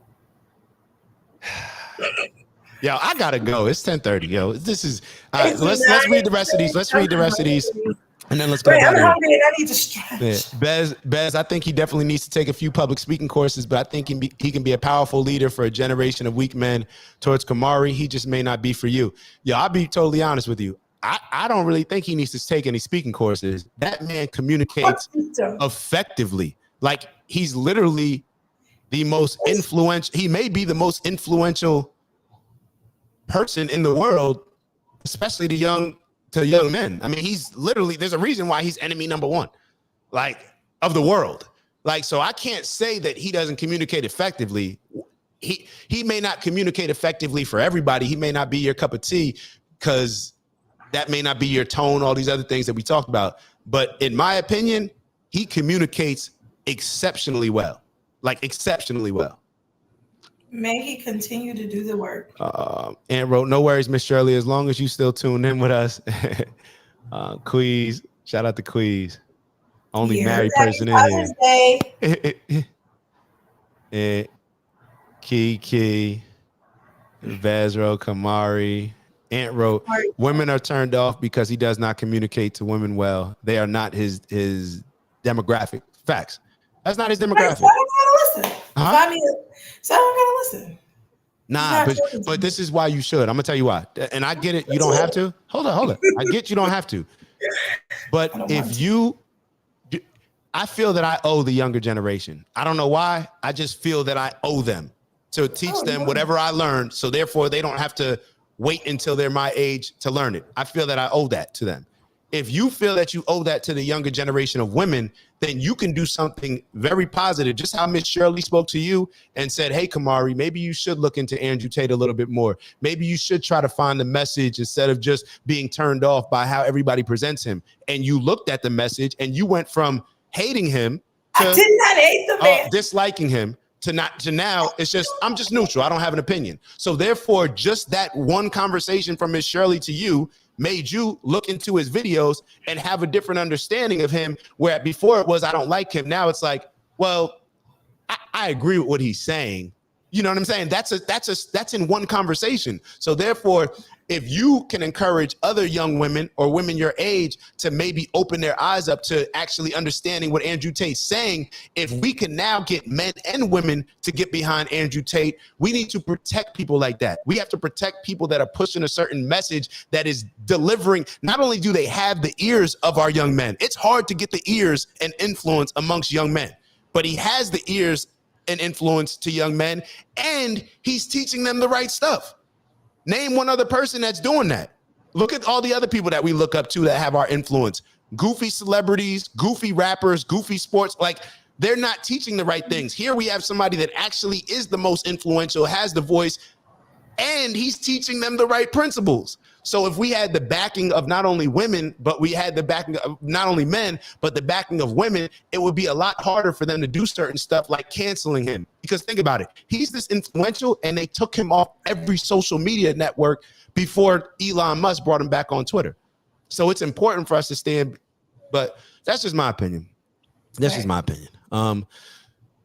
Miss Shirley wrote, my beloved father, SIP, talk to me. I know in peace. I'm not sure what the S stands for. Sorry, Miss Shirley. Talk to me like he talked to my brothers and taught me what he taught my brothers. This is why it's important for a father to be actively involved in their daughters' lives. Facts. Like when I have my daughters, because I'm gonna have some daughters. When I have my daughters, it is my job. Look on my Instagram. Like, what does it say in my profile?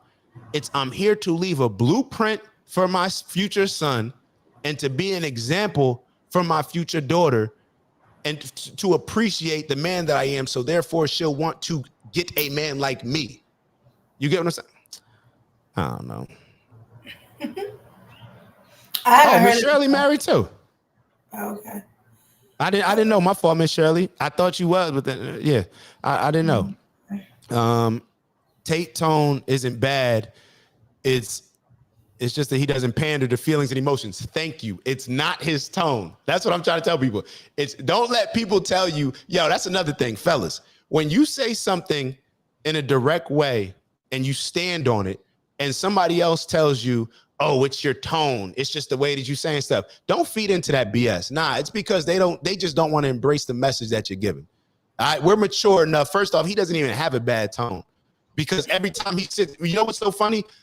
Kamari, I'm gonna challenge you and everybody else on here. Look at any interview that he does in a group when there's other women there, and look at by the end of the show, all of those women that he's on that show with love him to the point where they're, what is it called, like spooning over him. So it's not his tone; it's how he's perceived based on what the media pushes out about him. So I don't know. It is what it is. It is what it is. It's cool. I haven't subscribed to the fan club yet, but maybe one day. And fellas, also, you see how she just tried to throw in the fan club, like people are fans of something. No, this is not a fanatic type of situation. It's a logical situation. My fault. I was just responding, but it's a logical situation. Don't let women do that. When they throw in the little shots here and there, like, oh, I haven't subscribed to the fan club. Out of all people, Kamari and the rest of women would benefit the most from pushing a message like Andrew Tate, because that would, the same thing. Let's be real. We all complain about the same. When I have a conversation with women at 36, it's, there ain't no good men out here.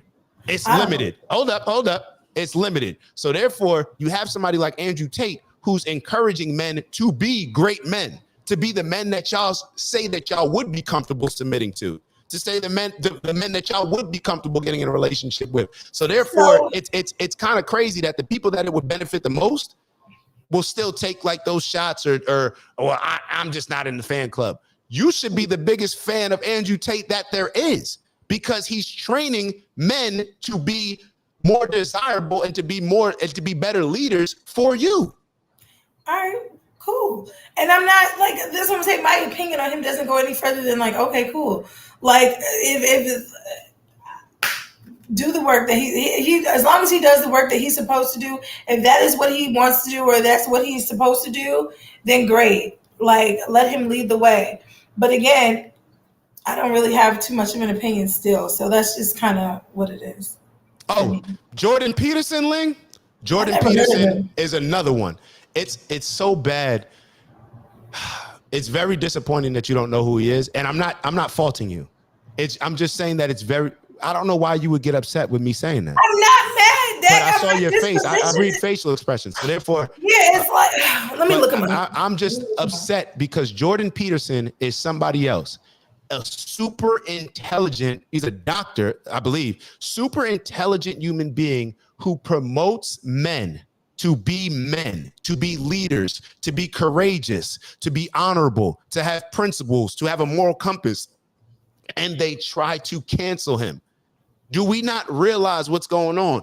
The Democrats and all these lefty, goofy ass agendas are trying to manipulate us like they've been manipulating us for forever. They're trying to manipulate us into not liking certain people. We see this all the time in high school and middle school. You can have a cool person who's doing the right stuff, but other people who are jealous of that person or don't like people obsessing over that person or liking that, they'll just start some shit or just talk about the person so everybody else will dislike them. Jordan Peterson is another prime example of somebody that's super intelligent, that's understanding, that challenges men to be the best men that they can be, but most people don't like him. So again, right. So these are things that are geared towards men. So he probably doesn't come up on my algorithm. I just looked him up. I've never seen him, never heard of him. I'll listen to it. Like, again, I feel like motivation for me, like if it's positive, if it's good, I can listen to it. I'll hear it. And like I said, the reason, like with last time with the whole Andrew thing, it was like, yeah, it was being stubborn, of course, because it was like, It's not for me. It's not my type of content, whatever. But I did go back and listen. So cool. I did my part. Same thing with this. I've never heard of the Jordan guy. I'll listen. If it's good stuff, I'll come back and be like, oh, this was good stuff. Just one question though. When you go back and listen, do you think that it would be more beneficial to have an opinion on him, to come to some type of conclusion? Because that way, I understand that you're neutral right now, but you being neutral, like let's say if Miss Shirley didn't have an opinion on it, if she was just neutral, then she wouldn't have encouraged you to go look into it more. So maybe having an opinion on it or watching him enough to where you have an opinion on it is actually important, because if you develop an opinion to where it's like, oh my God, this is exactly what we need to hear, then you can inspire others around you as well to then look into Andrew Tate more and push this type of person. We literally think about it like this. You're a Ja Rule fan, right? You're a diehard Ja Rule fan, right? I am. Ja Rule's messaging that he taught us is not anywhere near as honorable as the message that Andrew Tate's pushing. But okay, we will, it's not just you, Kamari, it's all of us. The people that I looked up to musically, athletically, all these people that I looked up to maybe had their posters on my wall, all these different things. The people that we look up to, none of them, if we follow the route that those people that we all look up to that are cool in our books, we will be led to a detrimental situation. Andrew Tate is leading us to a positive, and we will not embrace him. Go ahead. Right. It's not that we won't embrace him. He's just not like, it's just I haven't given it a chance. And again, if his thing is for men, then men, whatever, listen to it. But what I'm saying is, as far as the whole Ja Rule thing or whatever, I'm only saying like that was entertainment. That was music. I liked him for music. But in real life, like, he's a family guy. He's been married to the same woman for like 30-something years. So that is a beautiful thing. And so that is something we really pay attention to, what people really do in their real lives versus just music, just to get money, just to get entertainment. It's two different things. But I think if Andrew Tate has a passion to save the men and save the men of this world, then that is an honorable thing and that's a beautiful thing. For me, I just feel like I haven't given it a real shot, a real chance. And the only reason why I did give it a chance was because I was called out on my stubbornness. And I agreed with, okay, yes, I am being stubborn in this moment. I'll go listen. I'm not waving the white flag. I'm not white flag. I'm not waving the flag of like, y'all got to listen to Andrew Tate or like listen to him. Is because I haven't given it a full chance. I only gave it that 45 minutes. And then I also said within that 45 minutes, I think the way that the interviewer was really great. And he gave them the chance to answer himself in the correct way. But again, I haven't given it a firm chance. So I, again, still have to stay on that neutral side because I haven't given it a full chance. That's it. All right. Let's read some of these. Aunt wrote is called Hating. In the 50s, Dr. Spock was the expert on babies. Then it was discovered he never fathered children. Folks were vexed because he had a silver tongue. Yeah, it's tough to, push something if we're not, living it. Queez wrote, the agenda is to empower women to work and raise families. My grandmother passed, but her funeral was filled with her bloodline through many generations. This society encourages women to work their whole lives, get a dog, and die alone. Take that down. Hold on. Dak, I am neutral. I have never listened to him. Just experienced enough to know something you have to listen to more than once. Dang, that's kind of dope. Yo, I that's something that a lot of us can't do. So you haven't even listened to him, but you were just more so just identifying the fact that because he is portrayed in a certain way, that when we don't give somebody a chance, we may be manipulated by it or just not have a true understanding of who that person is. Yeah, I agree.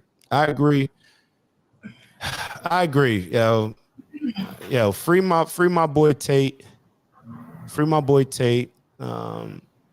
We need more. We just need more men, leaders standing up on stuff. But other than that, I'm good, man. It's almost 3 hours we rocking. Shout out to y'all, because we still got 10,000 people in the building. That's wild. Wild. Yo, YouTube about to pay the bag. We got 10,000 people in the building. Yo, appreciate y'all. I don't know. Does anybody else have anything else? I'm Well, Kiki just sent me a video from Jordan Peterson. I'm gonna listen to it. Yeah, listen to Jordan Peterson. Give Andrew Tate, some love. Make sure you finish that interview. And Kamari's referring, if y'all need a good interview for you to watch to learn a little bit more about Andrew Tate, she's referring to the interview that he did with Valuetainment and Patrick Bet-David. But that was actually the first interview that he did. He actually did another one just recently with them after he got out of jail. So if y'all want to learn a little bit more about him, take a listen. I think that it's our responsibility when somebody's that influential for us to just get more of an understanding. So that way we can, a lot of these people, we got to make sure we're supporting them so they can't cancel them. So, and then I'll read this one. Ling wrote, "Are women intimidated by Tate or with Tate because he only surrounds himself with beautiful women?" I don't know, Ling. You tell us. Ling be throwing out them questions. Well, I don't know, because again, like I didn't give it a real shot, so I don't know. Yo, Tate is the man. Like I don't even know what to say. Tate is the man, based on what he speaks about. And if something, like let's say a situation came out to where something wrong that he did, then you judge it according to that. But as of right now, Tate's the man. So I'm good. Everybody, let's have an amazing Monday. I appreciate y'all because, to be totally honest, my energy was just low today. And yeah. Like in the gym, I was cool because I went to the gym this morning. Yeah, that's another thing, fellas. Yo, is he Caucasian? Hold on. I think Miss Shirley talking about. Oh, I don't know. Other guy. Yeah, the other guy. Jordan Peterson's. Yeah, Jordan Peterson's white. Yeah, Jordan Peterson's white. What were you gonna say about the gym? But Andrew Tate, no, Andrew Tate's mixed. Andrew Tate's mixed. What were you gonna say about the gym? Yo, fellas, let's make sure that we put an emphasis on getting to that gym first thing in the morning. Hopefully, if we can, get to the gym. Let's read some books, and let's start. Improving our standard as leaders in our community. So therefore, we can not only be the change that we're asking for, but lead the change. You know what I'm saying? So let's be those desirable men, those inspirational men, those morally sound men that allow a woman like Kamari, an amazing woman like Kamari, to feel comfortable submitting to us and trusting our leadership and trusting that no matter what ups and downs we go through, I'm committed to you. I'm locked in, and I'm never going to let anything happen to this family that don't happen to me first. You heard?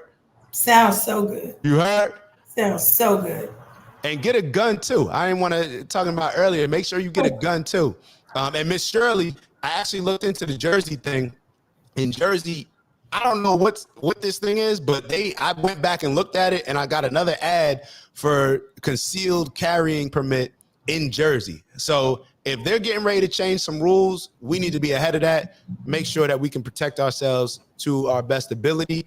And with Ant, one thing that I just want to leave y'all on is last time we were talking about the divorce rates, that it was kind of in COVID. We weren't sure. I always heard that the divorce rates went up during COVID, but actually it is a fact. They were down 12% in 2020 with us being around each other, forcing ourselves to be around each other. So therefore, maybe we need to figure out how we can spend more time with each other, our significant others, and kind of get back to the essence of relationships rather than the Instagram aspect of relationships. Yeah.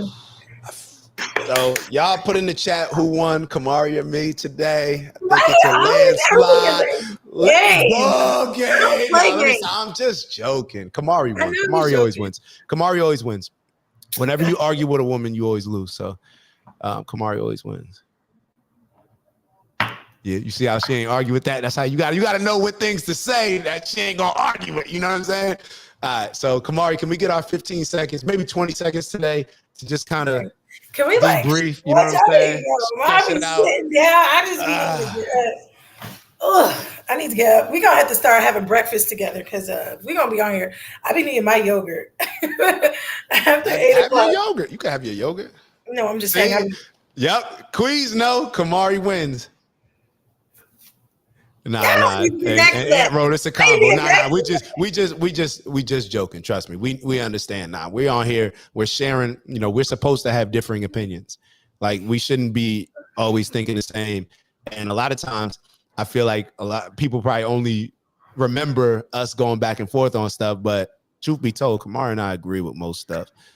She just be on here trying to be a what's it called, the troll. So, but that's necessary because I need her to say certain things so I can make certain points. Like she said, how she likes dudes running around chasing guys with guns and stuff like that. Oh my God. But we also had a Range Rover. Okay, and I was 23. He had the Beamer too, right? Yes, he did. I'm telling you. Was it bulletproof? I hope so. No, listen, that type of stuff gives me anxiety now. What was her handle at one time? That was on my fitness page. We live streaming all day. Forget that. When we Dak on here all day. When Dak was my trainer before he gave up on me, that was my Instagram handle. What was it? The fitness page. The Kamari Wins was the fitness page before. Oh. Yeah. I didn't give up on you. I'm still training you. What you think this Monday, Wednesday, Friday wake up is? Yikes! Oh, we're gonna say that for another day. What you mean? You don't consider this training? Stop. Wow. Anyway, that was my handle at one point in time. That was my fitness page. I've literally have narrowed, like before I've had like so many different pages, and now I just don't want to be on Instagram at all. So so that's another thing. I'm trying though. I think, sometimes as you again go through that phase of just getting older and going through stuff, you're like, I don't want everybody in my business. Like, but I'm not afraid of showing my failures or my positives too. It's just I'm at a space where it's just like, I just don't feel like it. Whether I'm doing good or great, I don't feel like she's maturing. Right. But she's looking to be wifed, fellas. Yo, let's find Kamari somebody, yo. Let's find Kamari some money in the meantime. Kamari, all this conversation we've had, and that's what your response is. You comparing a man to money? You'd rather have money than a man? No. You see how, the truth comes out when it's live. The truth comes out when it's live. I said, let's figure out, Kamari deserves a man, she's an amazing person. Let's find Kamari some money. What you gonna do with money? Where are we as a people to where we can even make the comparison with money and a man? Like, you know what I'm saying? But that just goes to show how y'all see men. No, that's not what I want to know. Wait, let me break that down. I'm not saying I'm just messing with you. You ain't got to explain it. It's 100% accurate what I said, but I'm just messing with you. Like today, honestly, I'd rather a check than a man today. What? Like, don't say that. Don't say that. Why would you even put that energy out that you want to check? What is a check gonna do? And then next month you're gonna be in the same position, still needing a check. But when you get a man, you ain't gonna need that feeling of need, like needing a check. That's disgusting. Kamari, you too much of an amazing woman to even be needing money. They don't see it. So why do I'm over it? Like, really, I don't really want to get into it because do they not see it, or is that not what you're given? I don't want to even talk about my experience this past weekend because it was at a roller coaster. Because men, in the sake of being honest with me, I hate that shit. Like, why do people feel like sometimes I almost rather alive? But anyway, right? Look what I did. I'm not going to tell y'all everything, but I'm going to just give you this. Hold up. Miss Shirley says she needs some type of financial stability in the event her husband becomes disabled. Thank you, Miss Shirley. But shouldn't she get the husband? Shouldn't she be focused on getting the husband? Kamari already knows how to get money. But if she has a husband, then the husband's job, in my opinion, is to also show his lady, you know what I'm saying, his wife, how to make money in case certain things happen. You have to prepare for certain things. Yes, so if you're a leader, you have to prepare if something happens with you for the rest of your team to still be able to not only just survive, but to thrive and continue that as well. You feel me? No, when I say that, like jokingly, like give me a check, like whatever. I mean, amazing, but it's like I also think, I'm partially serious too. I know But you are. here's That's why the I'm over here thing. like, yo, why is she over here capping for That's really, for YouTube? Anthony, I feel like that is the purpose of us knowing each other.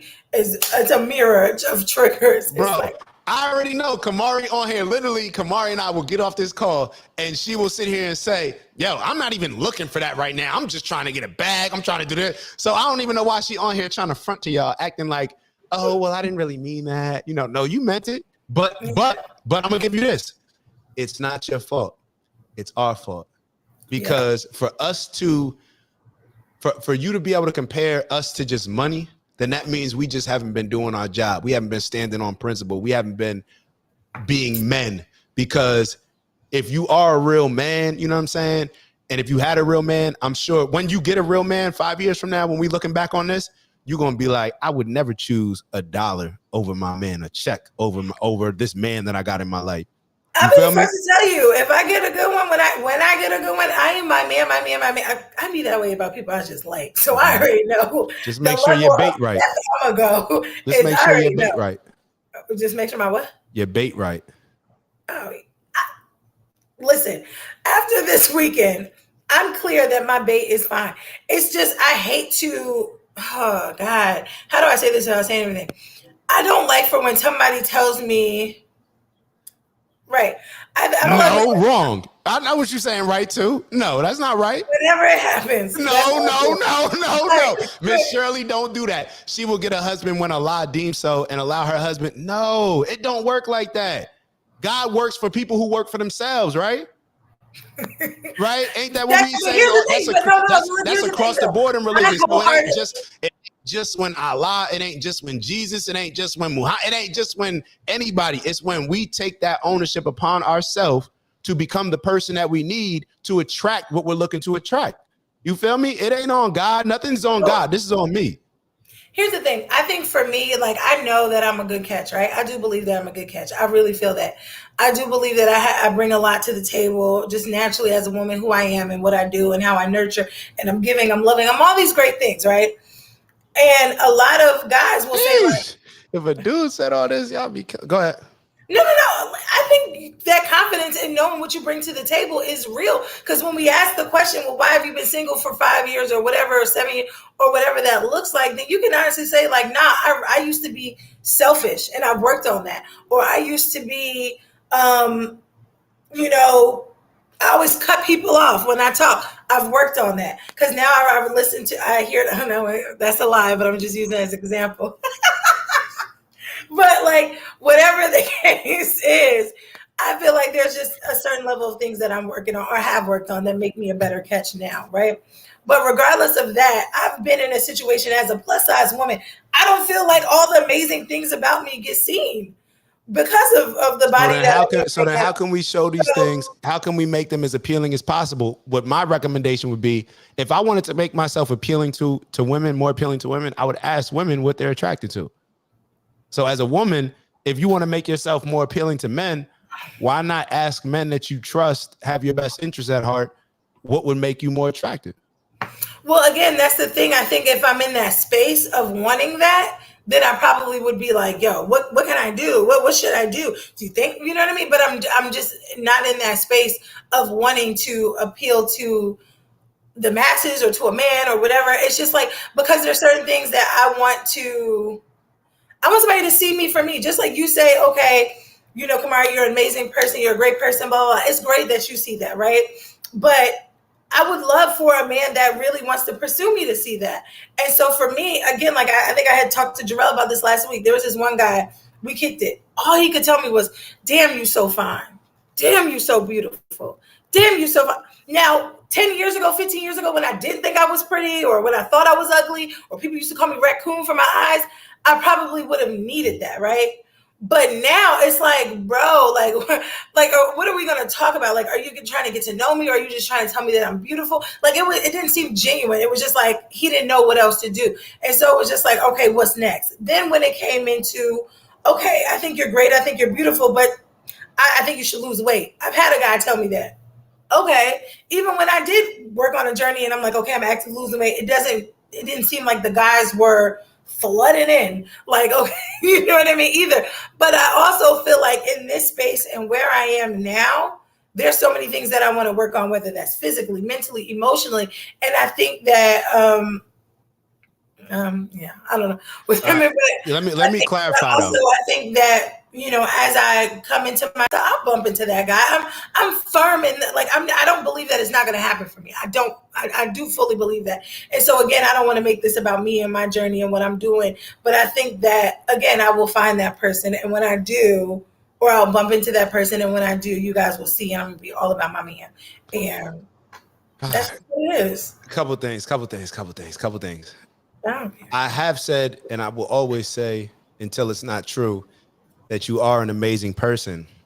However, being an amazing person, being an amazing basketball player, being an amazing writer, being an amazing singer does not necessarily make you an amazing wife or an amazing girlfriend. So just because, and I just want to be clear with you on that, because just because I may sit here and say you're an amazing person, I'm not looking at you through a lens to date you. So Right, therefore, I may think that somebody tells me I'm an amazing person.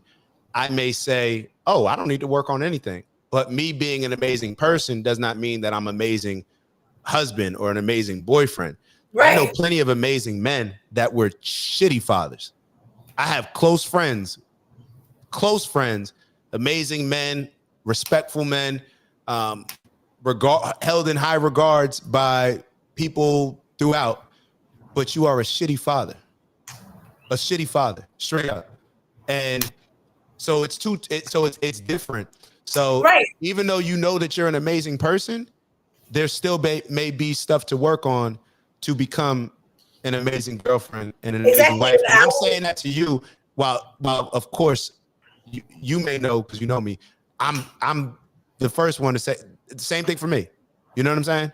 Same thing for me. Right. So it's just two different things. That's what I'm saying. When I get into a relationship, obviously I will learn some things about myself and how I, exist with other people. Because again, I'm an amazing friend. I'm an amazing sister sometimes. You know what I mean? I'm an amazing daughter. I can be all these great things to other people. I don't know how I'll be in a relationship, right? I don't know. I really can't. So then what is dating? So then this goes back to the original point. Dating serves no purpose. Kamari's 34. She's been dating for so long. She doesn't even know what type of girlfriend or wife she'd be. No, don't push back on it just to push back. Just hear what I'm saying. Just hear what I'm saying. I'm gonna let you finish. This is why I'm saying that dating does not serve a purpose. It actually probably sets us back. You know what I'm saying? If we don't even know what type of person that will be in a relationship at 35, then what's the point of dating? If that was the main reason that we said that's why we don't take things serious in our 20s, because we don't even know what type of person we're gonna be in a relationship. What's the point? And to Kiki's statement, doesn't love happen when you least expect it? I don't know. I don't know. I guess that's different from a man compared to a woman. I don't know. If we're actively out there looking for a significant other, then we're not surrendering to what we prayed for. Nah, let me. It's how can I say this? And I'm not saying that this pertains to you, Kiki, or Kamari, or anybody else. And it's the same thing what I said with men earlier. We cannot expect to live our lives a certain way in our 20s. And then when we're ready, just expect it to just happen.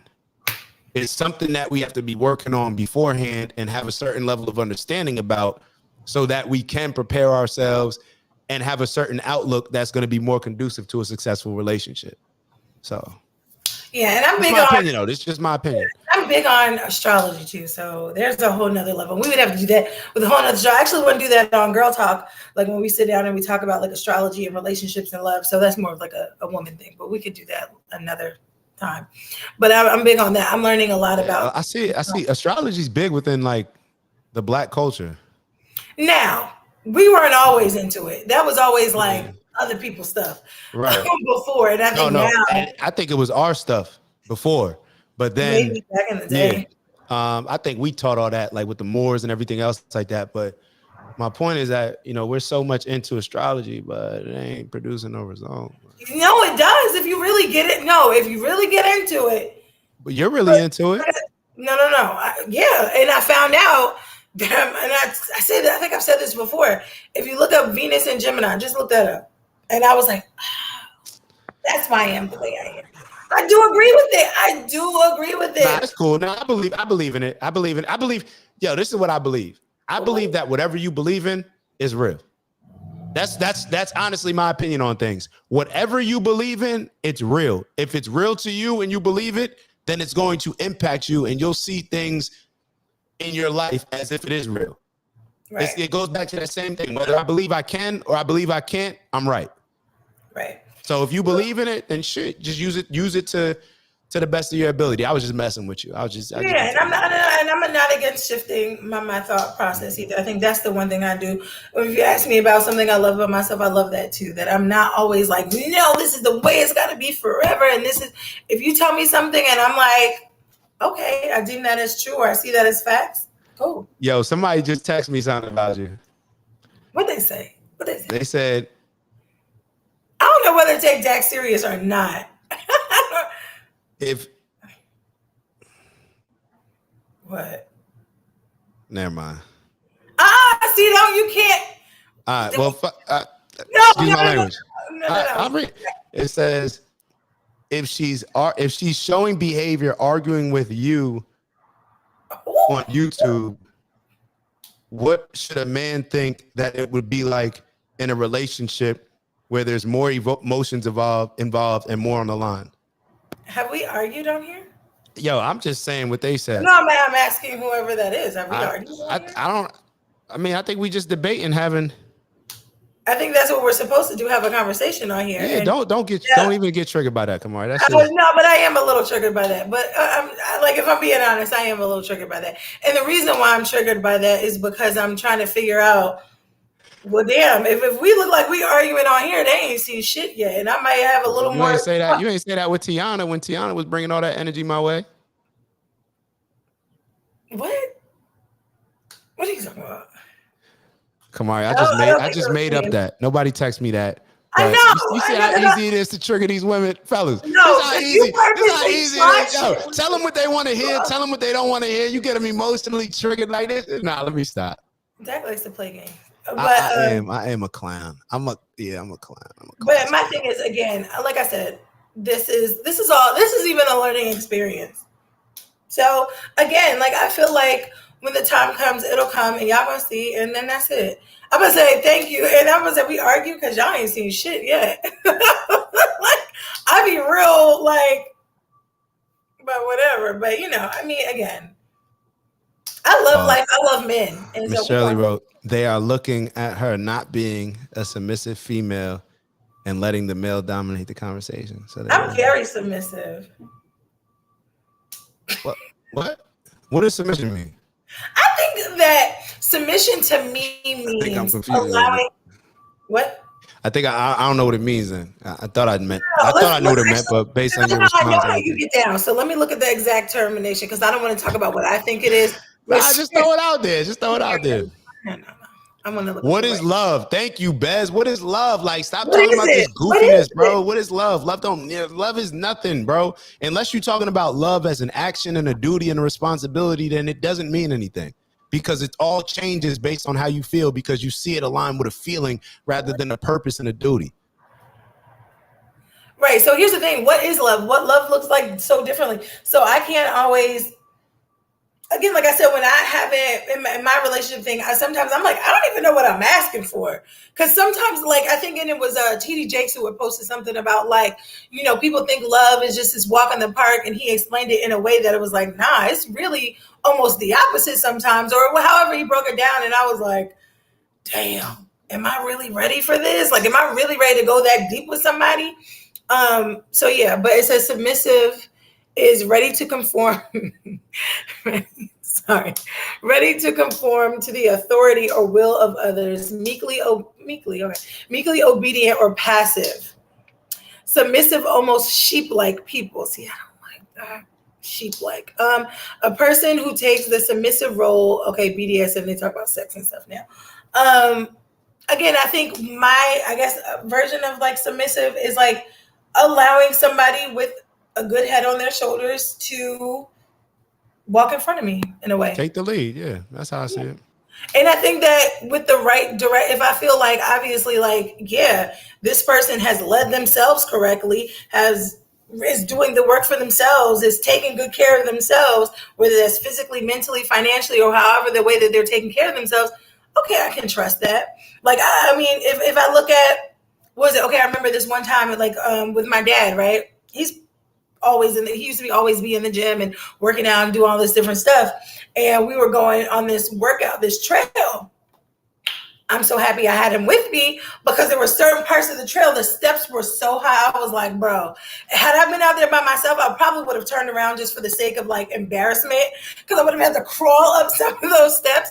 But because he was physically strong, he was able to just like, I could grab his arm and boom, I was able to do what I needed to do. So had he not been there, or had I just looked at the thing in front of me and been like, nah, I can't do this, like, da da da da. He's like, yo, grab my arm. Me being submissive was grabbing his arm and allowing him to help me to get to where we needed to be. I could have been like, nah, dad, fuck that. I can't get up this. Da, da, da. No, I'm turning around. I didn't do that. So I think to me, those are different ways to show submission towards someone who you trust and believe, because obviously I can see that he did it before me. So, but why do you only need to submit during a time of need? What if you didn't need his arm and he told you to take his arm? I would have still took his arm. Oh, wow. I would have still took his arm. It wasn't about the need. I mean, in that moment, there was a need for me to whatever. But if he was just like, grab my arm, I'm cool with that too. I think it's just more so of like, there's certain times to be strong-willed and certain times to just be like, let somebody do something. Let somebody take care of you. Allow somebody. And that can be hard when you've become this independent person, or you've been independent or had to do these things so long for yourself that when somebody comes in and be like, yo, let me handle that, let me take that off your hand, it's like, I don't know. Or maybe you have been vulnerable before and that didn't work out for you. You know what I'm saying? So I don't know. I think, again, experience does play a part in it. But again, I think there's nothing wrong with letting somebody lead. I think there just has to be a development of trust there, some type of trust. Have a contract. Go into that first date, or first off, it shouldn't be a date. Go into that first courtship. You know, let your uncles, let your pops, let your brothers pick out some this for the ladies. Let them pick out, you know, some high quality guys for y'all, some honorable men. Then when you go into the situation, you know, fellas, let's make sure that we have those contracts in order. So therefore, you know, we can be very clear on what it is that each of us need out of the relationship, the different duties and responsibilities that need to be. Mr. Shirley will draft a contract. I will definitely draft a contract. I actually drafted a contract a while ago for it was a OG man contract actually, and it was a contract for men. I sent it to the group chat a while ago of just what, you know, certain things in men. It was like fitness stuff, financial stuff. But yeah, absolutely. But I can't draw up a contract for you. I mean, I could draw up a contract like a basic one. I could show you what mine would be. But it's really just based on your individual needs. Like my contract is going to be totally different than your contract. If we play basketball, I don't need you to see my contract. You figure out what you want the team to pay you. You know what I'm saying? Like you figure out what you need. You may need something different. There may be some dudes, they like, yo, I need 2 women. I don't know. We need different things. Ladies, y'all may need different things. So the contract should be based on what you need, not based on, you know, what I say you need, with the goal in place to obviously have a successful marriage. But yeah, literally, I can't believe that Kamari not going back and forth for 3 hours, but I can't believe that y'all really tapped in with us. Appreciate y'all. Like we said this an hour ago and we kept talking. Different strokes for different folks. It's a template. I will gladly draw up a template. Matter of fact, I'll even leave the blanks and I'll put it with different areas. It's like, ladies, y'all may need, hey, we need to make sure, you know, talking to the dude that we can bring in. If you're going to lead from a protection and provider standpoint, Let there be certain things in there. Like, yo, we need to make sure that, you know, we have this amount in our savings, that we're bringing in this amount per month, that, you know, that you're staying in physical peak shape, that you can run a mile under this time, that you can do. I'm dead serious, yo. Those whatever things should be works. taken Yeah, into play. whatever works. Yo, it It's your should be forehead serious. kisses. You know what's so funny? That used to be just the norm. Like back in the day, you just had to be able to protect yourself. You know what I'm saying? You had to be able to protect all these different things. It could be, hey, I need you to be skilled in shooting guns, going to the gun range, taking lessons. I need you to bring me to the gun range. All these different things. For the fellas, it may be, and this could be a both one. How many times, you know, we're having sex during the month or during the week, whatever it may be. How many times, you know, I'll have what time I want my dinner made, you know, whatever it may be. You got to figure it out for you based on what y'all roles are. You know what I'm saying? Everybody's role is going to be different. If y'all both are working, it may look totally different than if only one person's working. There's nothing wrong with that, but just figure it out and tailor it to those things. And maybe we can come up with a couple different templates, Miss Shirley. I feel bad doing it myself. I could just do a girlfriend boyfriend one. I'm not married, so therefore I can show you what I would do before I get married, but I can't really stand on it just because I'm not married yet. And there's things that I think, you know, individually, like I think, and that might be what I'm going to focus on my 15 seconds. I like being and not being afraid to be honest about the things that you like and that you want and desire in a person. Yeah. And Ant wrote, what's the mile time? Okay. Let's look at it like this. For the men, right? This is for the fellas. For the fellas. You should be able to run the bare minimum, an 8-minute mile. An 8-minute mile. An 8-minute mile. Because you got to look at it like this. And ladies, y'all should be demanding y'all man be able to do this. Because if shit ever hits the fan, you may have to carry your kids a mile. You know what I'm saying? You may have to help your girl get up. All these different things. You may be injured and have to run. So therefore, it's very important to make sure that, you know, you are competing in a lot of these different areas. And I think for women too, that's important, physical stuff. Because like, yeah, I agree. Working with these 2-year-olds, getting up and off the floor is not cute. But if I desire to have one day, yeah, and having enough energy, you know. There's a lot of things that require energy and effort on both parts. So I just feel like the more in shape we are, the more healthy. Think about it. At the end of the day, what does it all come back to? We want to be the healthiest, best versions of ourselves, right? So to be the healthiest, best versions of ourselves, it's not just about making the money. You know, it's making sure that we're eating correctly. One of those qualifications in the contract with your lady, if she's preparing most of the meals, it could be like, yo, I'm not trying to eat all this fried stuff. I'm not trying to eat all this unhealthy options. I want, you know, you to be able to maybe take some cooking. The same way you want me to take lessons on shooting a gun, I want you to take some cooking lessons on cooking some healthy food. So all these different things should be discussed, in my opinion, but I feel like these are the things that nobody ever discusses. Like literally you go on dates and it's like, I don't even know what gets discussed on a date. Like, I don't even know what gets talked about. Like, you like basketball? Like, who's your basketball? Like, what are y'all talking about? The last relationship? Like, what's there to talk about? Like, literally, like I don't know. We just here. Like, we just figuring out how the end of this night is gonna look. That's what dudes is looking at. And sometimes, man. Yeah, we know y'all are too. No, I'm not just saying that. I'm just saying sometimes too. It's just nobody's being honest. That's what I'm saying. Yo, you know what? That's a great point. Nobody's being honest. You know, a great telltale of how disciplined, focused, and honest, in my opinion, a man can be is your health. How serious you take your health. If you don't value your own health enough to be in shape, then like you're willing, in my opinion, to compromise in so many other areas. Like, you don't even care about your health. You don't even care about your own well-being. So therefore, how can I value anything else that you say if you're not taking your health serious? Like, if I'm talking to a guy who comes in, matter of fact, I just met with this dude named my boy Connor. What's his last name? If y'all know him, hold up. What's my boy's name? I gotta look this up. He hit me up Saturday morning. Hold on. Connor Burker. He texted me Saturday morning at 7:30.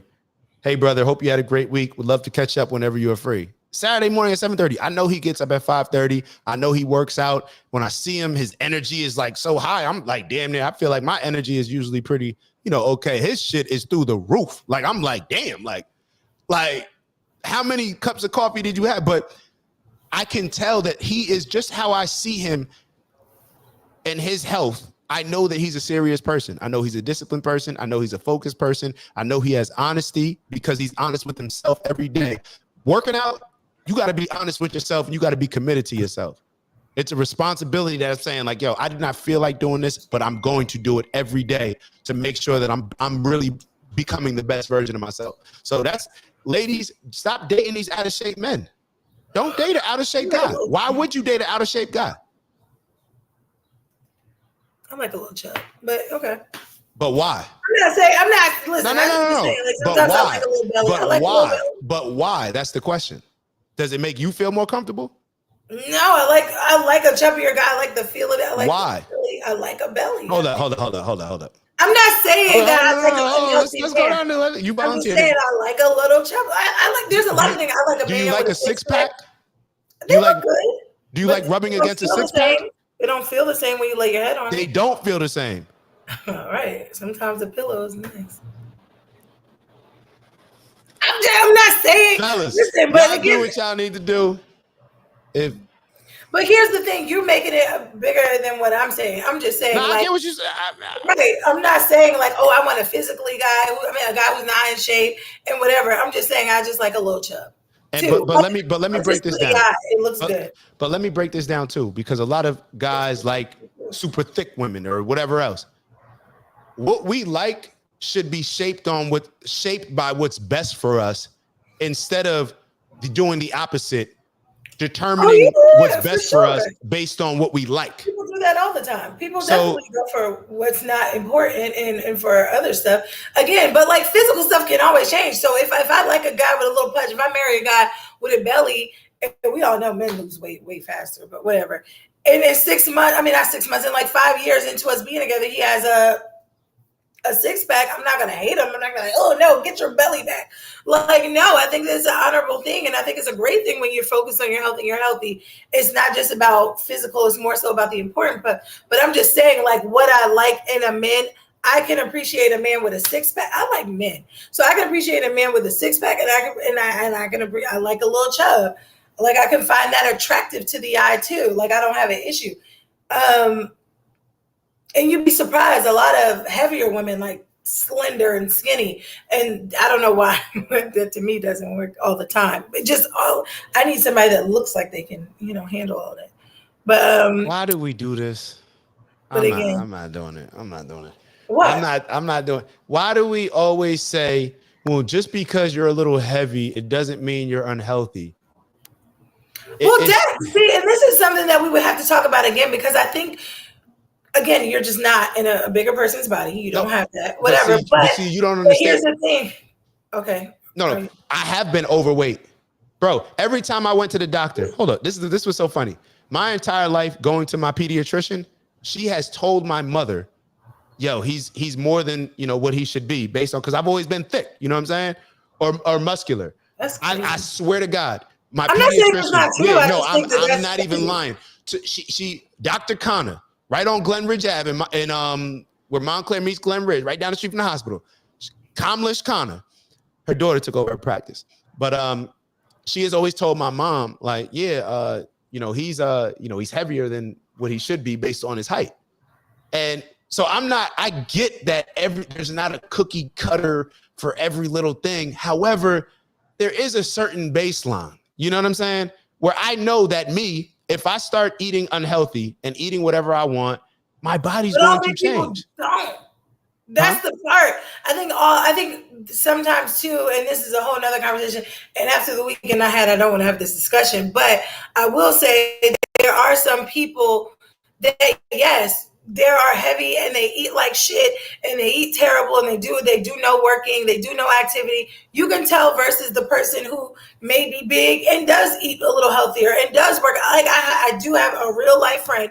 I mean, well, a girl I do know that is very athletic. She's very big. Her dad is big. Everybody's just big in her family. And again, she's super healthy to me. She works out a lot. Like I could show you her Instagram, all these different things.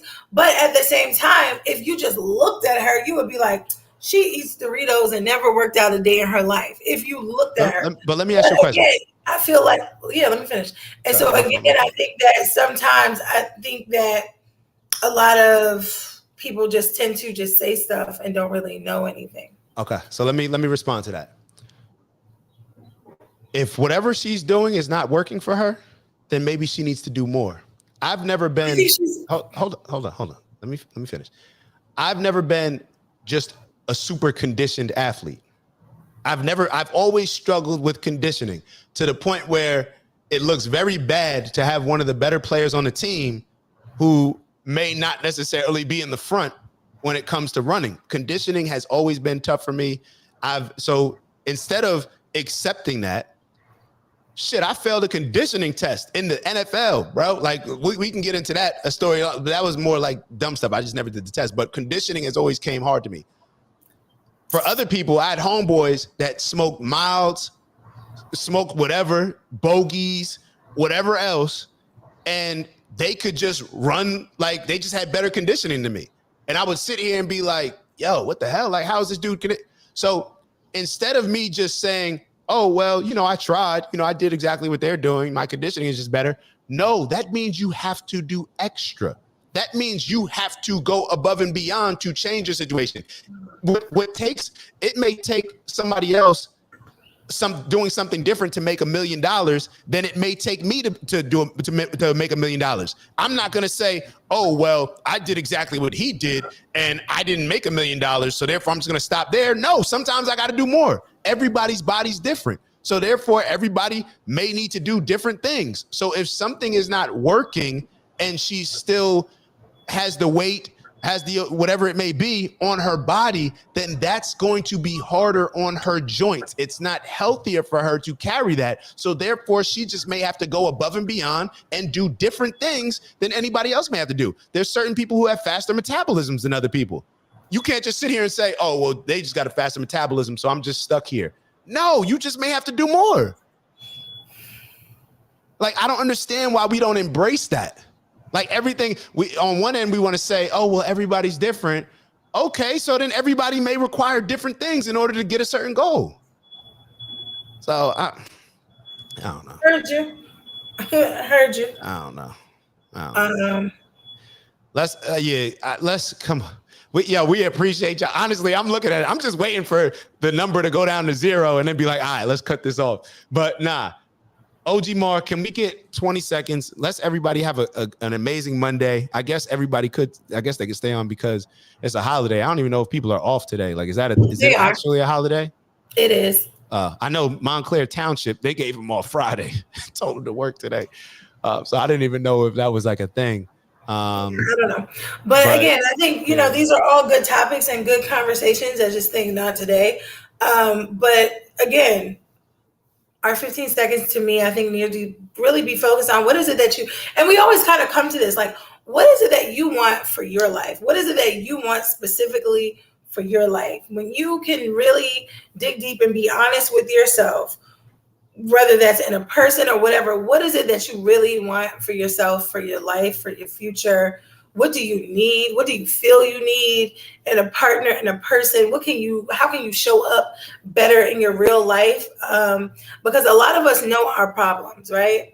Regardless, it's just learning. I think what we may need help on is just how to confront them or how to be honest with them. There's a lot of stuff I know I could be working on. And there's some things that I'm just unwilling to, I think also too, in some areas, right? But again, I think in these 15 seconds, we just need to be honest with ourselves and focus. What do I need? Who do I need to get to the desired end that I have for myself? If you have a vision for yourself. So, y'all ready? No, I like that a lot. And my fault. I agree completely with what you said. And what resonated with me is who you need. Because sometimes, we do need a support system. Sometimes we need help getting to the point. That's why I'm very just big on like being direct. I'm 100% what Kamari just said. I'll leave it at that. All right, so 15 seconds. Let's go.